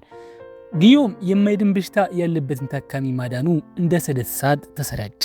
ይህ ተአምር ነፍሰ ገዳዩ ብዙ የማይድኑ በሽታዎችን መፈወስ መቻሉ ስለሚያሳይ የነፍስ ሂደቱን ሊቀይረው ይችላል። ለእነ ዮን ወገን ሁኔታው እየከበደ መጥቷል። ምክንያቱም ጊዮም ለህብረተሰቡ የሚያወጣው ጥቅም ከስራው ወንጀል ይበልጣል ተብሎ ስለታሰበ ነው። የሃንጁን ቡድን በደስታ ምግብ ለማክበር የተዘጋጁ እያለ የበሩ ደወል ተደወለ። ሁሉም የምግብ ትዕዛዝ እየመጣ መስሏቸው ነበር። ነገር ግን በሩ ላይ ያለው ሰው የቸም የህክምና ማዕከል ሊቀመንበር ጀንግሱ ነበር። በሌሊት መምጣቱ ለሃንጁን ቡድን መጥፎ ዜና ይመስላል። ጠበቃው ይህንን አደገኛ የሚመስል ሰው ለመቀበል ወጣ። ጅንግሱ የልጅ ልጅ ሊሆን የሚችል ወጣት ቢሆንም ልክ እንደ የበላይ አካል ሆኖ በንቀት አነጋገረው። ስለ ሃንጁን የታመመች ልጅ በሚስጥራዊ ንግግር ሲያሾፍ ጠበቃው ትዕግስቱን አጥቶ ወደ ዋናው ጉዳይ እንዲገባ አስገደደው። ሊቀመንበሩም ፍላጎቱን በግልጽ ተናገረ። የኛ የህክምና ማዕከል ኢዮምን ቀመር ወስዶ ልጅን ለማከም እንደ መድኃኒት ሊጠቀምበት ይችላል። ይህ ሰው ምን እያሴረ እንደሆነ ሁሉም ተረድቷል።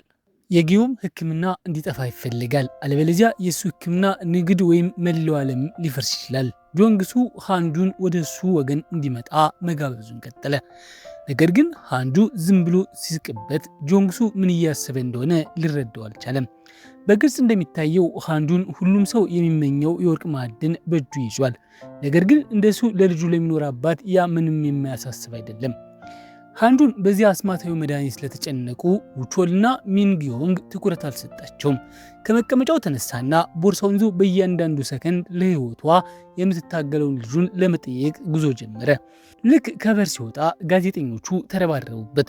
ለቃለ መጠየቅም ማይክሮፎኑን ፊቱ ላይ አከታተሉበት። የመድኃኒቱ ዋጋ በዓለም ሁሉ ስለታወቀ ሁኔታው ይበልጥ እየተወሳሰበ መጣ። በዚህ ምክንያት ዮን በተቆጡ ባለስልጣናት ቁጣ ደረሰባት። ምንም እንኳ ስልጣንና ህግን ቢጠቀሙም እነዚህ ባለስልጣናት ጊዮም ሊያመጣ የሚችለውን እድል የተጠቀሙ ናቸው። ዮን ችሎቱን በፍጥነት እንደተጠናቀቀ ግፊት ተደረገባት። ነገር ግን ጠበቃዋ አንድ የቀራት አማራጭ እንዳለ ስላሰበች ተረጋግታ ቆየች። የመድኃኒቱ ጎንዮሽ ጉዳት በመጠቀም በህዝብ አስተያየት ላይ የአእምሮ ጨዋታ እንጫወታለን አለች። ዮን ይህንን እድል እንደምትጠቀም ታምናለች። ከነዚያ የማይጠቅሙ ባለስልጣናት ጋር መነጋገሩ ስለሰለቻት ወደ ቤቷ ለመሄድ ጠየቀች። በብዙ ነገሮች ተጠምዳለች። ሆኖም ግን ቁጭ ብለው መመልከትን ብቻ ለሚያውቁት ለነዚህ ደንቆሮች ነገሮቹን ማስረዳት ነበረባት። ከመሄዷ በፊት ደግሞ ለነዚህ ሰዎች ትምህርት ለመስጠት ከፍ ብላ መታየት ነበረባት። ችሎቱን ማሸነፍ የእናንተ ብቻ ስራ ይመስላችኋል? ባለስልጣናት አሻንጉሊቶች ብቻ ናችሁ። ስለዚህ ማንኛውም ነገር ከፈልጋችሁ ቀጥታ ቢሮ መጣችሁ አናግሩኝ። እዚህ ድረስ መጥቼ ከእናንተ ጋር ለመጫወት ጊዜ የለኝም አለቻቸው። ባለስልጣናቱ ክፉኛ ቢናደዱም ምንም ማድረግ አልቻሉም። ምክንያቱም ምንም ማድረግ እንዳለባቸው አላወቁም ነበር። በመጨረሻም የጊዮም የመጨረሻ ችሎት ደረሰ። ቀደም ሲል ሰዎች ጊዮም ግድያ በመፈጸሙ ብቻ ነበር የሚያውቁት። ነገር ግን ያ አስማታዊ መድኃኒት ሁሉንም በሽታ ሲፈውስ ካየው በኋላ ህዝቡ በሁለት ተከፈለ። አንደኛው ወገን ሲደግፈው፣ ሌላኛው ወገን ደግሞ የነፍሰ ገዳዩን ህይወት እንዳያተርፍ በህጉ ላይ መቃወሙ ቀጥሏል። ጊዮም በዚያ ግርግር በነገሰበት ህዝብ መሃል እያለፈ በቀስታ ገባ። የሚደግፉትን ሰዎች ሲያይ ፊቱ ላይ እርካታ ይነበብ ነበር። ችሎቱ እንደተጀመረ ዩንሃን ጁንንና ጊዮምን ለማስደንገጥ ቆመች። ጠበቃዋ ቀደም ሲል በጊዮም የታከሙ የሁለት ታካሚዎች ምስል አሳየች። ቀደም ሲል ሙሉ በሙሉ የዳኑ የሚመስሉትን ሁለት ሰዎች አሁን ግን በአደገኛ ሁኔታ ላይ ናቸው። ዩን ይህንን ሰበብ በመጠቀም ጊዮም ያዘጋጀው መድኃኒት ታምራዊ ላይሆን እንደሚችል ለችሎቱ ተከራከረች። ያቀረበችው ማስረጃ የተረጋገጠ በመሆኑ በተከሳሹ ጊዮም ላይ የሞት ፍርድ እንዲበየን በድጋሚ ጠየቀች። ብዙ ሰዎች የሹክሹክታ የጠበቃዋን ንግግር ማመን ጀመሩ። ሃንጁን ለጥቂት ጊዜ ዝም ብሎ ተቀመጠ። ከዚያም ድንገት ቆመ። ማስረጃሽ ትክክል ከሆነ የማቀርበው ምንም ነገር የለኝም አለ። ይህ እጅ መስጠት ቢመስልም በእውነቱ ግን ፈተና ነበር። ዩን ደነገጠች። በዚህ ሳይበቃ ሃንጁን መከራከሪያውን ቀጠለ። ዩን ያቀረበቻቸው ሁለት ምስክሮች በሌላ መድኃኒት መታከማቸውን ገለጹ።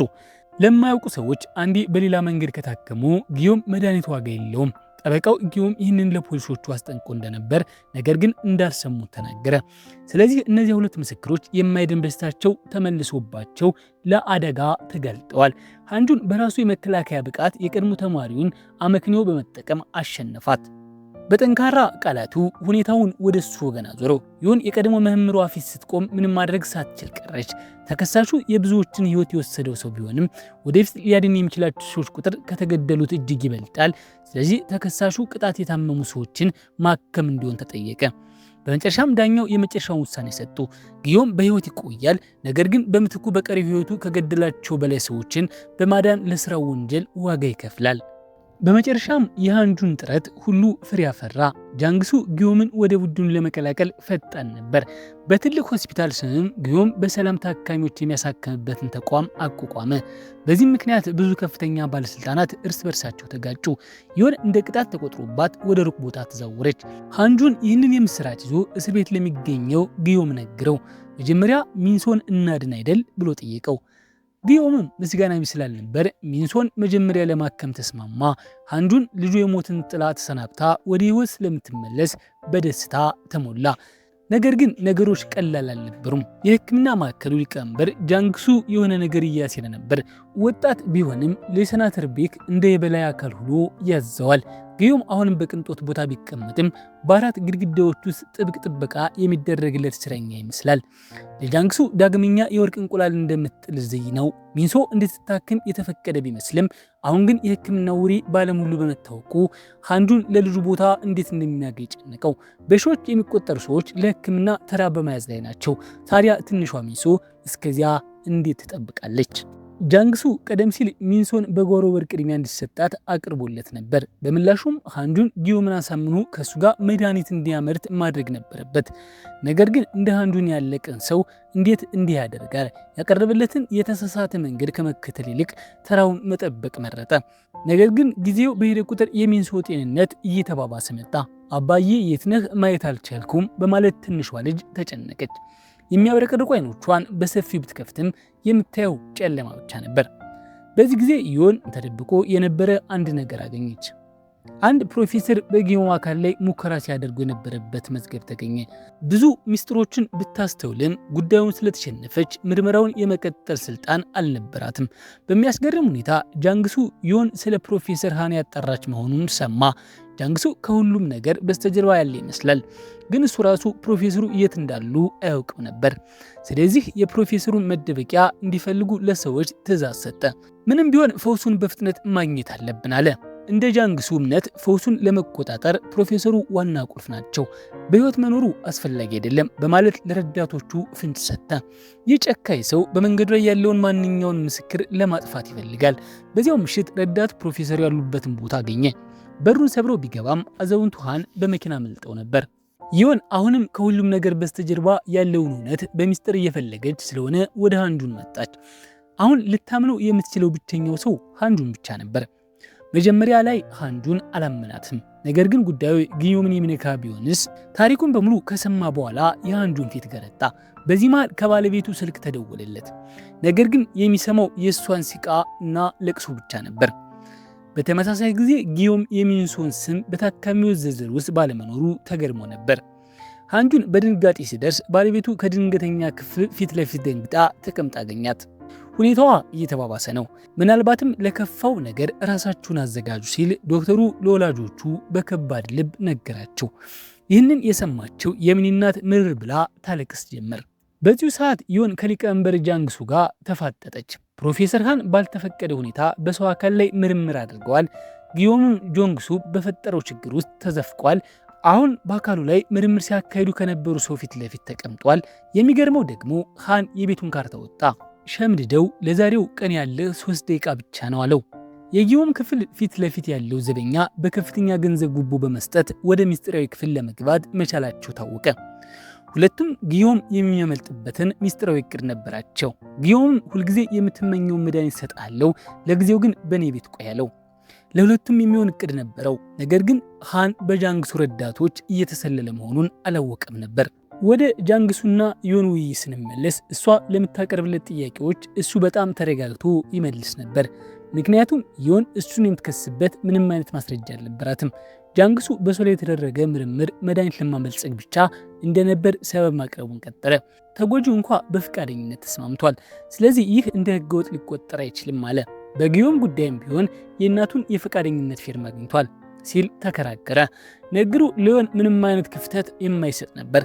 ሆኖም ግን ልክ እሱ በተናገረው ምክንያት ዮን ለጥቂት ጊዜ ከመረመረች በኋላ እየዋሸ መሆኑን ተረዳች። የጊዮም እናት ራሷን ስታከቆየች በኋላ ከረጅም ጊዜ በፊት ነበር የሞተችው። ታዲያ እንዴት ፊርማ ሊገኝ ይችላል? ወዲያውኑ እንዲረዳት ለፖሊስ መኮንን ደወለች። በተመሳሳይ ሰዓት ጊዮም የመጀመሪያውን የህክምና መርሃ ግብሩን ጀመረ። ከፊቱ የነበረችው ትንሽ ልጅ በታዋቂ ነፍሰ ገዳይ ምክንያት ክፉኛ ፈርታ ነበር። ነገር ግን ጊዮም ከወትሮ ቀዝቃዛ ፊት በተቃራኒ ለፈራችው ልጁ በጣም ሩሩና ተንከባካቢ በመሆን ቀስ በቀስ እንድትረጋጋ አደረጋት። ህክምናው ሲጀምር ጃንግሱ በሂደቱ ላይ በጣም ትኩረት እያደረገ ይመስላል። ድንገት አንድ ረዳት ገብቶ ማስታወሻ ደብተሩን አሳየው። ይህ የፕሮፌሰር ሃን ማስታወሻ ደብተር ስለሆነ ወዲያውኑ ማየት አለብህ አለው። በረዳቱ ንግግር መሰረት ጃንግሱ ማስታወሻ ደብተሩን ሲከፍተው ጥቅጥቅ ያሉ ቀመሮችን በማየቱ ደነገጠ። ምናልባት ይህ የፕሮፌሰር ሃን የህይወት ዘመን ስራ ሊሆን ይችላል። ስለዚህ ጃንግሱ ወዲያውኑ አጠቃላይ የምርምር ቡድኑን አሰባሰበ። ይህ በእንዲህ እንዳለ ውችልና ሚን ጊዮንግ በገንዘብ የሚሸጥ መረጃ ፍለጋ ላይ ነበሩ። ይህ ቦታ የጊዮም እናት በልብ ድካም ምክንያት አስከሬኗ የተገኘበት ስፍራ ነበር። ውቾል ሳያስበው በትክክል ሊመረምር ወደሚገባው ቦታ መራት። ሚን ጊዮንግ ወዲያውኑ ያልተለመደ ነገር መኖሩን ተረዳች። በልብ ድካም የሞተ ሰው እንዴት ከከፍተኛ ድልድይ ላይ ሊወድቅ ይችላል ስትል ጠየቀች። ለታፕሎይድ የሚሆን የገንዘብ ሽታ ያገኘው ውቾል ወዲያውኑ ፍለጋ ጀመረ። ሚን ጊዮንግ ልትከተለው ተገደደች። ዮንም እውነቱን ለማወቅ ተነሳች። መኮንን ሚንቹል የጎተተች በቀጥታ ወደ ጊዮም የድሮ ቤት አመራች። ፖሊሱ ወደዚያ ሰብሮ ለመግባት ፍቃድ ስለሌላቸው አልፈለገም ነበር። ነገር ግን ንግግሩን ሳይጨርስ ያን አጥሩን ዘላ ገባች። አሁን ሁለቱም ተባባሪ መሆናቸውን ነገረችው። ሚቹል ምንም ማድረግ ስለማይችል ተከተላት። ሚስዮን እኔ ሌባ አይደለሁም ፖሊስ ነኝ ቢልም እጁ ግን ቁልፉን ለመክፈት እየሞከረ ነበር። ድንገት ዮን የሚያደባ ሰው ተመልክታ ጮኸችና አሳደደችው። ሆኖም እንግዳው ሰው በጣም ፈጣን በመሆኑ ወፍራም መኮንን ሚቹል ሊደርስበት አልቻለም። እሱን ለመያዝ ተለያዩ። ያን በከፍተኛ ፍጥነት እየሮጠ ያለን አንድ ሰው ጋር ተጋጨች። ጭንቅላቷ በጣም ስለመታት ጭንቅላቷን ይዛ ቁጭ አለች። የተጋጨችው ከሪፖርተር ውቾል ጋር ነበር። እሱ ምንም አይነት ህመም አልተሰማውም። በዚያን ጊዜ ነበር እንግዳው ሰው ፕሮፌሰር ሃን መሆናቸው የታወቀው። እንደተባለውም ለመደበቅ ወደ ጊዮም ቤት መጥቶ ነበር። ነገር ግን ሃን ዞር ሲል ሌላ ሰው በማየቱ ደነገጠ። እነዚያ 4 ሰዎች እውነቱን ፍለጋ መጥተው በአጋጣሚ ተገናኙ። ምንም እንኳን በህግ መድረክ ተቃዋሚዎች ቢሆኑም አራቱም የተደበቀውን እውነት ለማውጣት ተባበሩ። እንደ ዮን ምርመራ የጊዮም እናት ብቸኛ ልጇ በሚስጥር በጠፋበት ወቅት በከባድ የጭንቀት በሽታ ትሰቃይ ነበር። ልጇን ለማግኘት ያልሄደችበት ቦታ ባይኖርም ምንም አይነት ዜና ግን አላገኘችም። ልጇ ግን ለከፋው የሰውነት ምርምር ተወስዶ እንደነበር በፍጹም አላወቀችም። እውነቱ ቀስ በቀስ እየወጣ ቢሆንም ትንሿ ሚንሶ ሁኔታው ግን እውነቱን ለመጠበቅ ጊዜ አልነበረውም። ሃንጁን በሆስፒታል አልጋ ላይ ራሷን ስታ የተኛውን ልጁን በተሰበረ ልብ ተመለከተ። ስለ ብሩህ የወደፊት ተስፋዋ ስታወራ የነበራት የዋህነት አስታወሰ። በድንገት ሞኒተሩ ድምፅ ማሰማት ጀመረ። እያንዳንዱ ድምፅ ለትንሿ ልጅ የሞት ጥሪ ይመስል ነበር። ዶክተሮቹ ወዲያውኑ ቢረባረቡም ሁኔታው ግን አሳሳቢ ነበር። ሃንጁንና ባለቤቱ ምን ማድረግ ሳይችሉ የታመመች ልጃቸውን ከመመልከት ውጭ አማራጭ አልነበራቸውም። በማግስቱ ሃንጁን ጊዮምን ለማየት ሄደ። ህይወቱን ማዳን ቢችልም የገባውን ቃል ግን አልተፈጸመም። የሚንሶ ሁኔታ እየተባባሰ መሆኑ ጊዮም ከሃንጁን የተቆጣ ፊት ወዲያውኑ ተረዳ። በታካሚዎቹ ዝርዝር ውስጥ የሚንሶም ስም አልነበረም። ጊዮም እባክህ ልጄን አድንልኝ በማለት ሃንጁን ለመጀመሪያ ጊዜ ራሱን አዋርዶ ጊዮምን ለመነ። ለዚህ አፍቃሪ አባት ተስፋው ሁሉ ተሟጦ ነበር። ሃንጁን በቀስታ ተንበረከከ። ከዚህ በላይ ራሱን መቆጣጠር አልቻለም። አንድ አባት ለልጁ ሲል በአንድ ነፍሰ ገዳይ ፊት ተንበርክኮ ማየት ለጊዮም እንኳ መጥፎ ስሜት ፈጠረ። ትክክለኛ ሆኖ ለመታየት መሞከር አሁን ትርጉም አልነበረውም። እውነተኛው ሰይጣን ከካሜራ ጀርባ ሆኖ የሚያሾፍባቸው ጀንግሱ ነው። ባቀረበው ጥያቄ መሰረት ሃንጁን ጊዮምን አሳምኖ መድኃኒት እንዲያመርትለት ይፈልጋል። ይህንን ካደረገ ብቻ ሚንሶ ትታከማለች። የታካሚዎች ዝርዝር ላይ ባለመካተት ሚንሶ በጊዜ እንዳትታከምና አሁን ለህይወት እንድትታገድ ያደረገው እሱ ራሱ ነበር። ከጊዮም ቤት እንደወጣ ሃንጁን ከውቾል ስልክ ተደወለለት። እንድመረምር የጠየቀኝ መኪና የቸም ግሩፕ ነው አለው። ሃንጁን ይህንን ሲሰማ አንድ ነገር ተረድቶ ወዲያውኑ ዮንን ለማየት ሄደ። እሱ 17 ሰዎችን የገደለ ሰው ነው፣ በጣም ትዕቢተኛ ነው አለች ዮን። ሃንጁን ጊዮም የሞት ፍርድ ለማምለጥ እንደተጠቀመበት ሲረዳ ደነገጠ። ዮን ገና ከጅምሩ ለጊዮም ምን አይነት ስሜት ባይኖራት ትክክል ነበረች።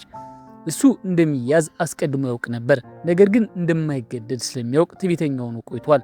ዮን እውነቱን ለማውጣት ከሃንጁን ጋር ለመተባበር ተስማማች። ፒዮን የተባለው አለቃሽም በዚህ ውስጥ አለበት። ከስራ ለመባረር ዝግጁ ነሽ አላት። እሷ ግን ማስጠንቀቂያውን ችላ በማለት በአቋሟ ጸናች። ሃንጁን ስለ ጊዮም ያለው መረጃ ሁሉ ለዮን ለመስጠት ተስማማ። በምላሹም እሷ ስለ ሊቀመንበር ጆንግሱ ያለውን መረጃ ሁሉ እንድትሰጠው ተስማሙ። በመጨረሻም እውነቱ ወጣ። ዮን ባደረገችው ምርመራ መኮንን ሚንቹል ጥንቃቄ ሊደረግበት የሚገባ ሰው መሆኑን አወቀች። ዮን መኮንን ሚንቹልን ለጥብስ ግብዣ ጋበዘችው። ይህ ሰው ምንም አይነት ጥንቃቄ ሳያደርግ ለህዩን ያደረገውን ሁሉ ዘረገፈው። እንዲሁም የጊዮም እናት ሞት እውነት እንዲደበቅ ያደረገው እሱ ራሱ ሚንቹል መሆኑን ተናገረ። ይህ ወፍራም ፖሊስ የጀንግሱ ኩባንያ ህገወጥ ስራዎች እንዲሰራ የረዳ ሰው ነው። ዮን እየመረመረችው መሆኑን ሲረዳ ወዲያውኑ ለአንድ እንግዳ ሰው ደውሎ ነበር። በዚያ ምሽት ዮን ከሁለት የቀድሞ የበታች ሰራተኞች ጋር ተገናኝታ ተጫወተች። ቀደም ሲል ጥብቅ አለቃ ስለነበረች ሰራተኞቿ አይወዷትም ነበር። ነገር ግን ዮም ከሁለቱ ጋር ተቀምጣ ስትጠጣ ይህ የመጀመሪያዋ ጊዜ ነበር። በመጨረሻም አለመግባባታቸው ተፈቶ በጉዳዩ ላይ ዮንን ለመርዳት ተስማሙ። በዚሁ ሰዓት ያ ወፍራሙ ሚንቹል ከጆንግሱ ረዳት ጋር ተቀምጦ ይጠጣ ነበር። እሱም ሊቀመንበር ጃንግሱ መጥፎ ስራዎችን እንዲፈጽም የሚረዳው አሻንጉሊት ብቻ ነው። የሃንጁንና የዮን ቡድኖች ቀድሞ ተቀናቃኝ የነበሩ ቢሆኑም አሁን ግን ያ ታምራዊ መድኃኒት ዓለምን እያወዛወዘና የኩባንያው አክሲዮን ያለምንም መቆም እየናረ በመሆኑ እውነቱን ለማውጣት እጅ ለእጅ ተያይዘዋል። ጀንግሱ አስቀድሞ ያለው ሁኔታ ተረድቶ ጊዮምን ወደ ኩባንያው በማስገባት ተጠቃሚ ሆኗል። ጊዮም አሁንም ለኩባንያው የወርቅ እንቁላል እንደምጥል ነው። አሁን የማይድኑ በሽተኞች ለማከም በየቦታው እንደሚላክ ቅዱስ ተደርጎ ይታያል። ዮን ድንገት ከመኮንን ሚንቹል መርዶ ሰማች። ወዲያውኑ ወደ ስፍራው ስትሄድ ፕሮፌሰር ሃን በጊዮም የድሮ ቤት ውስጥ ነፍስ የሌለው አስከሬን ሆኖ አገኘችው። ፕሮፌሰሩ በዚያ ምሽት ያየው ጨለማ ጥላ ይህ መኮንን ሚንቹል ሳይሆን አይቀርም። ለህይወቱ መጥፋትን ምክንያት እሱ ነው። የሱና የጊዮም እቅድ የፈረሰ ይመስላል። ጊዮም ሰውን እያዳነ ባለበት ወቅት ማምለጡ ተሰማ። ዮን የምታሳድደው ነፍሰ ገዳይ ማምለጡን የሚገልጽ መጥፎ ዜና ደረሳት። የሚገርመው ግን ጊዮም እንዲያመልጥ የረዳው ሰው ሃንጁን መሆኑ ነው። ወደኋላ ተመልሰን ስናይ ሃንጁን ጊዮምን ፈልጎ ተመለሰ። በዚህ ጊዜ ድፍረቱን ሰብስቦና ኩራቱን ዋጥ አድርጎ ትንሿን ልጁን እንዲያደንለት ጊዮምን ለመነው። ጊዮም የሃንጁንን ለአንዲት ልጅ ያለውን ፍቅር አይቶ ሚንሶን ለማዳን ወዲያውኑ ተስማማ። ነገር ግን ሃንጁን እንዲፈጽምለት የፈለገው አንድ ቅድመ ሁኔታ ነበረው። ሃንጁን እንዲያደርግ የጠየቀው ፕሮፌሰር ሃንን እንዲያገኝለት ነው። በምላሹ ጊዮም የሚንሶን አስከፊ ህመም እንደሚታከም ዋስትና ሰጠው። በሁለቱ ምርጫዎች መካከል የተያዘው ሃንጁን የልጁን ህይወት ሁልጊዜም ቅድሚያ የሚሰጠው በመሆኑ በጊዮም ጥያቄ ለመስማማት ተገደደ። በዚያው ምሽት የሃንጁን ቡድን አባላት በጋዜጣ ላይ አንድ አስደንጋጭ ዜና ነበቡ። ወዲያውኑ ሪፖርተሩ የፕሮፌሰር ሃን ልጅ ስለሆነው ስለ ጃንግሱ ለማጣራት በፍጥነት ተንቀሳቀሱ። በዚህ በኩል ፕሮፌሰር ሃን ተንበርክከው ጃንግሱ ጊዮምን እንዲለቀው እየለመኑት ነው። ጊዮምን ከመጠን በላይ ከተጠቀሙበት ጥሩ ውጤት እንደማይገኝም ጨመሩ። ምክንያቱም በእያንዳንዱ ደም መቀዳት ሂደት የጊዮም አካል እየተቀየረ ይሄዳል። ሆኖም ጃንግሱ የፕሮፌሰሩ ቃል አልሰማም። እንዲያውም በጭካኔ ደሙ በእያንዳንዱ መቀዳት የሚቀየር ከሆነ ሳይቀየር በፊት በሙሉ መጥጬ አደርቀዋለሁ ሲል አወጀ። ይህንን ካለ በኋላ ጃንግሱ ፊቱን አዙሮ ሄደ። ፕሮፌሰሩን ረዳቶቹ እንዲቀጠቅጧቸው ትቷቸው ወጣ። በዚህ ሰዓት ዮን ከፒዮ ጋር እራት እየበላች ነበር። ጥያቄዎችን እየሰነዘረች ስታስጨንቀው ፒዮ እሷ እየተከታተለችው ያለውን የጊዮን መዝገብ በማንሳት ሀሳቧን ለማስቀየር ሞከረ። በዚህ ጊዜ ዮን ካርታዋን ገለጠች። ቀደም ሲል ሚስጥራዊ መረጃዎቹን ለምን እንደላከላት በቀጥታ ጠየቀችው። ይህ የእኔን ልጅ ተጠቅመህ ሴናተር ቤክን ለመጣል ያቀድከው ዘዴ ነው አለችው። ዮን ብልህ መሆኗን የተረዳው ፒዮ ወዲያውኑ ወደ ዋናው ነጥብ በመግባት ተጨማሪ አስደንጋጭ መረጃዎቹን ከመናገሩ በፊት ደህንነቱ እንዲጠበቅለት ጠየቀ። ለፕሮፌሰር ሃን ምንም አይነት ርኅራኄ ካላሳየ በኋላ ጃንግሱ ስለ ቀድሞ ነገሮቹ ማሰብ ማቆም አልቻለም። የአእምሮ መረበሽ ውስጥ የወደቀ መሰለው። ወዲያውኑ ልብሱን ቀየረ። በጠባሳ የተሞላውን ጀርባውን ገለጠ። ከዚያም ጊዮምን ፍለጋ ሄደ። ጃንግሱ በፊቱ ሲቆም ዮም በሚያስገርም የጓደኝነት ስሜት ወደሱ ተጠግቶ ሰላምታ ሰጠው። እንዲያውም ታካሚዎችን ለማከም እድል ስለሰጠው ጃንግሱን አመሰገነው። የሁለቱ ውይይት ከዚያ በኋላ ወዲያውኑ ተጀመረ። በስብሰባው መጀመሪያ ላይ ጊዮም ከገዛ ደሙ ስለወጣው ታምራዊ መድኃኒት ጃንግሱ ላይ ጥያቄዎችን አዘነበበት።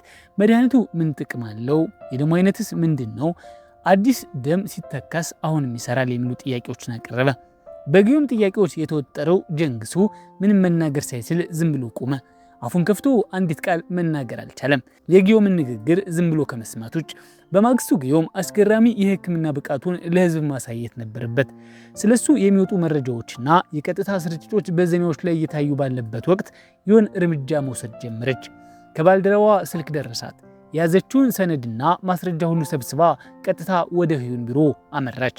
ቀደም ሲል ከፒዮ ጋር ባደረገችው ስብሰባ በዚህ ጉዳይ ላይ ብዙ ሚስጥራዊ መረጃዎች ተሰጥተዋት ነበር። በዚህም ምክንያት እሷና የቡድኑ አጋሮቿ የፕሮፌሰር ሃንን ህገወጥ አሰራር እስከ ስሩ መረመሩ። ቀደም ሲል የተከሰቱት ነገሮች ሁሉ በሴናተር ቤክ አማካኝነት ተሸፍነው የነበሩ ሲሆንም የዮን ግልጽ ክስ ሄዩክን ክፉኛ አስደነገጠው። ዮን ፈርታ አፏን እንድትዘጋ በመመኘት ፊቷ ላይ ጮህባት። ነገር ግን የዮን የሄዩክን ማንነት ማጋለጧን ቀጠለች። ከዚህ በተጨማሪ የሃንጁን ቡድን ተጨማሪ ማስረጃዎችን በማቅረብ ረድቷታል። ይህም ዮንን ክንፍ እንዳለው ነብር አደረጋት። በዚህ ወቅት ጥቅም ሙሉ በሙሉ የዮን ነበር። የፍርድ ቤት ትዕዛዝ እንዲጸድቅ ባዘችበት ቅጽበት ጊዮም ወደ ጥገና ክፍሉ ገባ። በተረጋጋ መንፈስ የመጀመሪያው የደም ቱቦ መቅዳት ጀመረ። በዚህ ጊዜ ቀደም ሲል በፕሮፌሰር ሃን ከፍተኛ ገንዘብ የተሰጠው አንድ እንግዳ ሰው በቀዶ ጥገና ክፍል ውስጥ ተገኘ። የዚህ ሰው እዚያ መገኘት የጊዮምን ቀዶ ጥገና ለማበላሸት የታቀደ ይመስላል። በሌላ በኩል የሴናተር ቤክ ቢሮ ታሽጎ ምርመራው እንዲቀበል ተገደደ። ሃንጁን ወደ ሆስፒታል በስውር ከገባ በኋላ ከጊዮም ጋር አስቀድሞ ያዘጋጁትን እቅድ መተግበር ጀመረ። እቃዎቹን በተሳካ ሁኔታ ካስገባና ቀዶ ጥገናው ካለቀ በኋላ የህንፃው ኤሌክትሪክ ስርዓት ሙሉ በሙሉ ተቋረጠ።